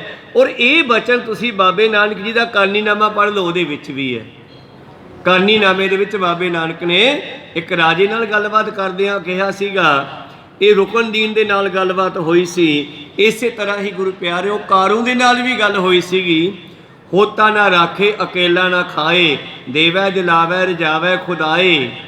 ਇਸ ਤਰ੍ਹਾਂ ਇਹ ਕਰਨੀਨਾਮੇ ਦੇ ਵਿੱਚ ਭਵਿੱਖਤ ਬਚਨ ਗੁਰੂ ਸਾਹਿਬ 10ਵੇਂ ਪਾਤਸ਼ਾਹ ਜੀ ਦੀਆਂ ਬਾਣੀਆਂ ਤੇ ਕਈ ਹੁਕਮਨਾਮਿਆਂ ਵਿੱਚ ਇਹ ਬਚਨ ਮਿਲਦੇ ਹਨ, ਜਿਹੜੇ ਇੱਥੇ ਵੀ ਭਾਈ ਸਾਹਿਬ ਨੇ ਦੱਸਣੇ ਕੀਤੇ। ਬਿਸ਼ੰਬਰ ਦਾਸ ਨੂੰ ਪਾਤਸ਼ਾਹ ਜੀ ਕਹਿੰਦੇ ਤੂੰ ਮੇਰਾ ਸਿੱਖ ਹੈ, ਤਾਂ ਇਸ ਕਰਕੇ ਮੈਂ ਤੈਨੂੰ ਇਹ ਗੱਲਾਂ ਦਸੀਆਂ ਹਨ। ਪਹੁੰਚੋ ਨਿਜ ਕਰ ਤੂੰ ਮਮ ਸਿੱਖ, ਹੋਵੇਗੀ ਸੁਧ ਭੂਤ ਭਵਿੱਖ। ਹੁਣ ਤੂੰ ਘਰੇ ਚਲਿਆ ਜਾ, ਘਰੇ ਜਾ ਕੇ ਤੈਨੂੰ ਭੂਤ ਭਵਿੱਖ ਵਰਤਮਾਨ ਦੀ ਤੇ ਬੀਤੇ ਹੋਏ ਸਮੇਂ ਦੀ ਸਾਰੀ ਸੋਝੀ ਹੋ ਜਾਵੇਗੀ। ਭਾਵਰਾਹ ਚ ਨਹੀਂ ਹੋਊਗੀ। ਘਰੇ ਜਾ ਕੇ ਤੈਨੂੰ ਬ੍ਰਹਮ ਗਿਆਨ ਚੱਲ ਪੈਣਾ। ਕਾਰਜ ਸਕਲ ਸੰਪੂਰਨ ਹੋਵੇ, ਦੁਖ ਦਾਰਦ ਘਰ ਤੇ ਖੋਵੇ। ਜਾ ਹੁਣ ਤੇਰੇ ਕਾਰਜ ਵੀ ਰਾਸ ਹੋ ਜਾਣਗੇ। ਜਿਹੜੀ ਤੇਰੇ ਘਰ ਵਿੱਚ ਗਰੀਬੀ ਆਉਣੀ ਸ਼ੁਰੂ ਹੋ ਗਈ ਸੀ, ਦੁੱਖ ਦਲਿਦਰੀ, ਉਹ ਵੀ ਰੁਕ ਜਾਵੇਗੀ। ਇਤਿਆਦਿਕ ਕਹਿ ਸਤਿਗੁਰ ਪੂਰੇ, ਉਠੇ ਸਭਾ ਤੇ ਦੇ ਬਰ ਰੂਰੇ। ਇਉਂ ਮੇਰੇ ਪ੍ਰੀਤਮ ਜੀ ਬਿਸ਼ੰਬਰ ਦਾਸ ਨੂੰ ਅਨੇਕਾਂ ਤਰ੍ਹਾਂ ਦੇ ਬਚਨ ਕਹਿ ਕਰਕੇ ਸਭਾ ਸਮਾਪਤ ਕੀਤੇ ਹੈ। ਸਰਬ ਆਪਣੇ ਡੇਰੇ ਗਏ, ਮੋਹਿ ਸੰਗੇ ਭਾਖਤ ਪਏ। ਭਾਈ ਸਾਹਿਬ, ਭਾਈ ਕੌਣ ਕਹਿੰਦਾ? ਇਹ ਗੁਰਬਖਸ਼ ਸਿੰਘ। ਇਹ ਕਥਾ ਉਚਾਰਨ ਕੀਤੀ ਹੈ ਪਹਿਲਾਂ ਗੁਰਬਖਸ਼ ਸਿੰਘ ਨੇ। ਰਾਮ ਕੋਇਰ ਜੀ ਬਾਬੇ ਬੁੱਢੇ ਕੀ ਬੰਸ ਦਾ ਪੋਤਰਾ ਪੜਪੋਤਰਾ। ਕੋ ਸਤਨਾਮ। ਜਿਹੜਾ 10ਵੇਂ ਪਾਤਸ਼ਾਹ ਜੀ ਦੀ ਗੁਰਤਾ ਗੱਦੀ ਵੇਲੇ 2 ਸਾਲ ਦਾ ਸੀਗਾ। 10ਵੇਂ ਪਾਤਸ਼ਾਹ ਤੋਂ ਬਾਅਦ ਵੀ ਰਿਹਾ ਭਾਈ ਸਾਹਿਬ ਭਾਈ ਗੁਰਬਖਸ਼ ਸਿੰਘ। ਔਰ ਗੁਰਬਖਸ਼ ਸਿੰਘ ਨੇ ਕਥਾ ਉਚਾਰਨ ਕੀਤੀ ਸੀ। ਉਸ ਨੂੰ ਲੈ ਕੇ ਸੰਤੋਖ ਸਿੰਘ ਕਵੀ ਨੇ ਛੰਦਾਬੰਦੀ ਕੀਤੀ ਹੈ, ਪਰ ਨਾਂ ਭਾਈ ਗੁਰਬਖਸ਼ ਸਿੰਘ ਦਾ ਵਿੱਚ ਰੱਖਿਆ ਉਹਨਾਂ ਨੇ। ਗੁਰਬਖਸ਼ ਸਿੰਘ ਜੀ ਕਹਿੰਦੇ ਸਾਰੇ ਉੱਠ ਕੇ ਆਪੋ ਆਪਣੇ ਤੰਬੂਆਂ ਡੇਰਿਆਂ ਵਿੱਚ ਚਲੇ ਗਏ ਤੇ ਮੈਨੂੰ ਸਿੰਘ ਕਹਿਣ ਲੱਗੇ, ਸੁਣ ਗੁਰਬਖਸ਼ ਸਿੰਘ ਇਹ ਬਾਤ, ਰਾਤ ਬਤੀਤੇ ਹੋਏ ਜਬ ਪ੍ਰਾਤ। ਭਾਈ ਗੁਰਬਖਸ਼ ਸਿੰਘ ਜੀ ਨੇ ਇਹ ਸਾਰੀ ਗੱਲ ਸੁਣੀ ਹੈ। ਗਮਨੋ ਸਿੱਖ ਉਜੈਨੀ ਪਾਸ, ਆਨੋ ਸੰਗ ਬਿਸ਼ੰਬਰ ਦਾਸ। ਅੱਧੀ ਰਾਤ ਨੂੰ ਗੁਰੂ ਸਾਹਿਬ ਨੇ ਗੁਰਬਖਸ਼ ਸਿੰਘ ਨੂੰ ਕਿਹਾ ਕਿ ਜਾ ਉਜੈਨੀ ਵਾਲੇ ਸਿੱਖ ਨੂੰ ਸੱਦ ਕੇ ਲਿਆ। ਅੱਧੀ ਰਾਤ ਨੂੰ ਸਤਿਗੁਰਾਂ ਨੇ ਆਪਣੇ ਕੋਲ ਬੁਲਾਇਆ ਹੈ। ਸਾਹਿਬ ਸਿੰਘ ਆਦ ਸੁਨ ਸਰੋਤੇ, ਮੰਦਰ ਮੇ ਗੁਰ ਪ੍ਰਵੇਸ਼ਨ ਹੋਤੇ। ਕਹਿਣ ਲੱਗੇ ਉਸੇ ਵੇਲੇ ਸਾਹਿਬ ਸਿੰਘ ਗੁਰਬਖਸ਼ ਸਿੰਘ ਆਦਿ ਇਹ ਸਰੋਤੇ ਜਿਹੜੇ ਸਨ ਆਪਣੇ ਘਰਾਂ ਦੇ ਅੰਦਰ ਪ੍ਰਵੇਸ਼ ਕਰ ਗਏ ਹਨ। ਸੁਨ ਕਰ ਮੈਂ ਬੰਧਨ ਕਰ ਮੁਰੇ ਹੋ, ਨਿਜ ਥਲ ਖਾਨ ਪਾਨ ਕੋ ਕਰੇ ਹੋ। ਔਰ ਭਾਈ ਗੁਰਬਖਸ਼ ਸਿੰਘ ਕਹਿੰਦੇ ਮੈਂ ਨਮਸਕਾਰ ਕਰਕੇ ਉੱਠਿਆ, ਆਪਣੇ ਘਰ ਜਾ ਕੇ ਜਲ ਪਾਣੀ ਛਕਿਆ ਜੀ। ਸੁਪਤ ਜਥਾ ਸੁਖ ਰਾਤ ਬਿਤਾਈ, ਜਾਗੇ ਜਬ ਪ੍ਰਭਾਤ ਹੋਇਆਈ। ਔਰ ਮੈਂ ਰਾਤ ਕੱਟੀ ਆ ਜਦੋਂ ਦਿਨ ਚੜਿਆ। ਚਾਰ ਕਟੀ ਜਬ ਦਿਨੋ ਚੀਰੋ, ਸਿੱਖ ਉਜੈਨੀ ਲਿਆਵਨ ਕਰਿਓ। ਪਾਤਸ਼ਾਹ ਨੇ ਰਾਤ ਨੂੰ ਸੁਨੇਹਾ ਦਿੱਤਾ ਸੀ ਵੀ ਤੜਕੇ ਲੈ ਕੇ ਆਈ ਅੰਮ੍ਰਿਤ ਵੇਲੇ ਨਾਲ ਲਿਆਈ ਬਿਸ਼ੰਬਰ ਦਾਸ ਨੂੰ ਵੀ ਤੇ ਗੁਰਬਖਸ਼ ਕਹਿੰਦੇ ਜਦੋਂ 4 ਘੜੀਆਂ ਦਿਨ ਚੜ੍ਹਿਆ ਤੇ ਮੈਂ ਬਿਸ਼ੰਬਰ ਦਾਸ ਨੂੰ ਦੁਬਾਰਾ ਗੁਰੂ ਸਾਹਿਬ ਦੇ ਕੋਲ ਲੈ ਕੇ ਆਇਆ ਜੀ। ਸਭ ਤਰੈ ਲਿਅਰ ਸੁਤ ਕੋ ਸਾਥ ਪਹੁੰਚੂ ਜੈ ਬੈਠੇ ਗੁਰਨਾਥ।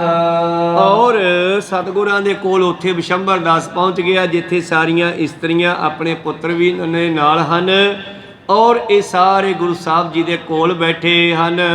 ਭੇਟ ਰਾਇਤ ਪਨ ਸ਼ਾਹਜਹਾਨੀ ਧਰੇ ਹਜ਼ਾਰ ਬੰਦਨਾ ਠਾਨੀ। ਬਿਸ਼ੰਬਰ ਦਾਸ ਨੇ ਨਮਸਕਾਰ ਕਰਕੇ ਗੁਰੂ ਜੀ ਅੱਗੇ ਸ਼ਾਹਜਹਾਨੀ ਰੁਪਈਆ ਭਾਵ ਜਿਹੜਾ ਉਸ ਵੇਲੇ ਸ਼ਾਹਜਹਾਂ ਵੇਲੇ ਚੱਲਦਾ ਸੀਗਾ ਚਾਂਦੀ ਦਾ ਰੁਪਈਆ ਕੋਈ ਸਤਨਾਮ ਉਹਨੂੰ ਸ਼ਾਹਜਹਾਨੀ ਰੁਪਈਆ ਕਹਿੰਦੇ ਆ।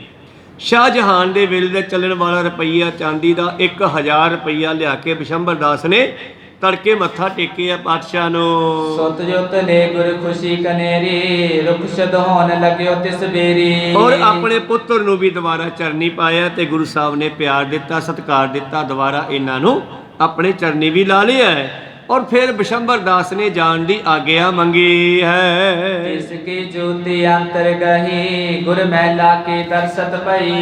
ਇਹਨਾਂ ਨੂੰ ਕਿੱਥੇ ਬੁਲਾਇਆ? ਮਹਿਲਾਂ 'ਚ ਜਿੱਥੇ ਗੁਰੂ ਸਾਹਿਬ ਆਪਣੇ ਘਰ ਰਹਿੰਦੇ ਆ ਜਿੱਥੇ ਸਤਿਗੁਰਾਂ ਦੀਆਂ ਗੁਰੂ ਪਿਆਰਿਓ ਮਹਿਲਾਂ ਭਾਵ ਤਿੰਨੇ ਸਾਡੀਆਂ ਮਾਤਾਵਾਂ ਸਤਿਗੁਰਾਂ ਦੇ ਮਹਿਲ ਹਨ ਬੱਚੇ ਵੀ ਉਹਨਾਂ ਦੇ ਕੋਲ ਹਨ ਤੇ ਇਹਨਾਂ ਨੂੰ ਪਰਿਵਾਰ ਨੂੰ ਘਰੇ ਬੁਲਾਇਆ ਪਾਤਸ਼ਾਹ ਜੀ ਨੇ ਔਰ ਇਸ ਨੇ ਜਾਣ ਦੀ ਆਗਿਆ ਮੰਗੀ ਆ।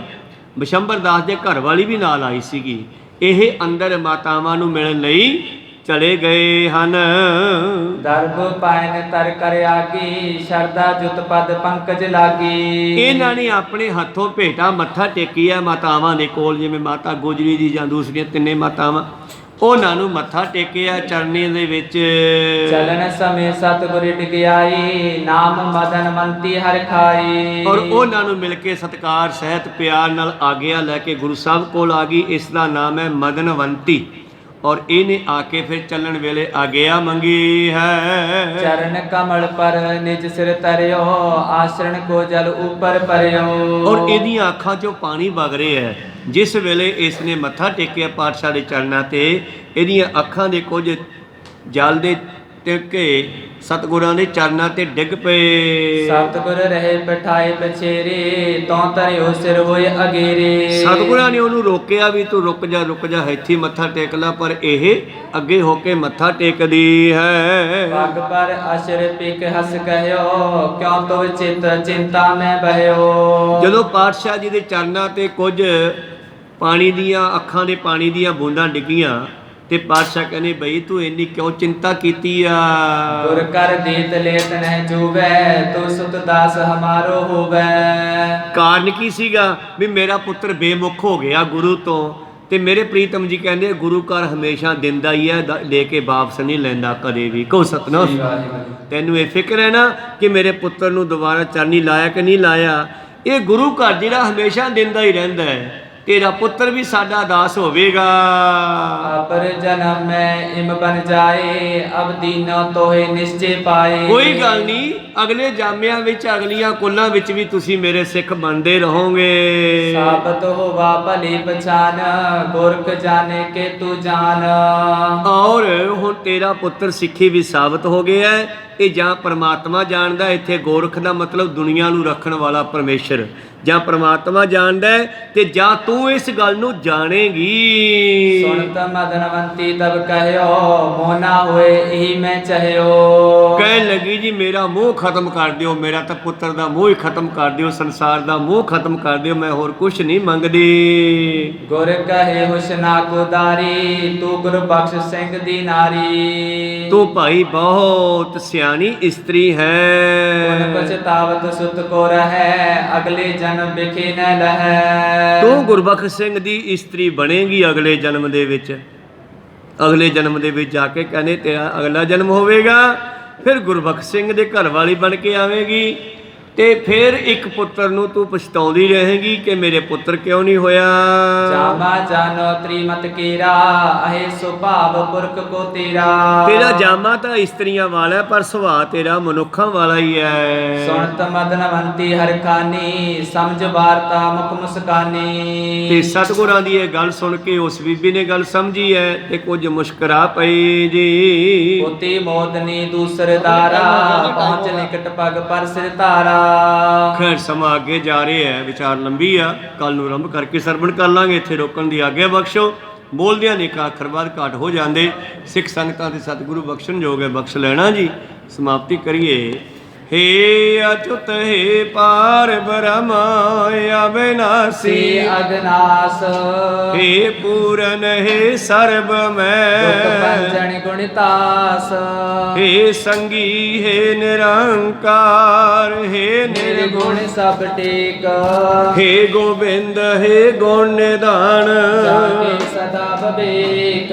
ਹੇ ਅਪਰੰਪਰ ਹਰ ਹਰੇ ਐਵੇਂ ਹੋ ਬਨਹਾਰ ਹੇ ਸੰਤਹਿ ਕੈ ਸਦਾ ਸੰਗ ਤਾਰਾ ਆਧਾਰ। ਹੇ ਠਾਕੁਰ ਹਉ ਦਾਸਰੋ ਨਿਰਗੁਣ ਗੁਣ ਨਹੀਂ ਕੋਏ ਨਾਨਕ ਦੀਜੈ ਨਾਮ ਦਾਨ ਰਾਖੋ ਏ ਬਰੋਏ। ਆਏ ਪ੍ਰਭ ਸ਼ਰਨਾਗਤੀ ਕਿਰਪਾ ਨਿਤ ਦਿਆਲ ਏਕ ਅਖਰ ਹਰ ਮਨ ਬਸਤ ਨਾਨਕ ਹੋਤ ਨਿਹਾਲ। ਏਕ ਓੰਕਾਰ ਸਤਿਗੁਰ ਤੇ ਪ੍ਰਸਾਦ ਸਚ ਹੋਏ ਵਾਹਿਗੁਰੂ ਜੀ ਕੀ ਫਤਿਹ ਹੈ। ਵਿਨਾਸ਼ਨ ਸੋਏ ਵਾਹਿਗੁਰੂ ਜੀ ਕੀ ਫਤਿਹ ਹੈ। ਵਿਨਾਸ਼ਨ ਸੋਏ। ਵਾਹਿਗੁਰੂ ਜੀ ਕਾ ਖਾਲਸਾ ਵਾਹਿਗੁਰੂ ਜੀ ਕੀ ਫਤਿਹ। ਬਹੁਤ ਬਹੁਤ ਧੰਨਵਾਦ ਸਰਬੱਤ ਸੰਗਤਾਂ ਦਾ ਜਿਨ੍ਹਾਂ ਨੇ ਹਾਜ਼ਰੀਆਂ ਲਵਾਈਆਂ। ਗੁਰੂ ਜੀ ਸਰਵਣ ਕੀਤਾ ਪਾਤਸ਼ਾਹ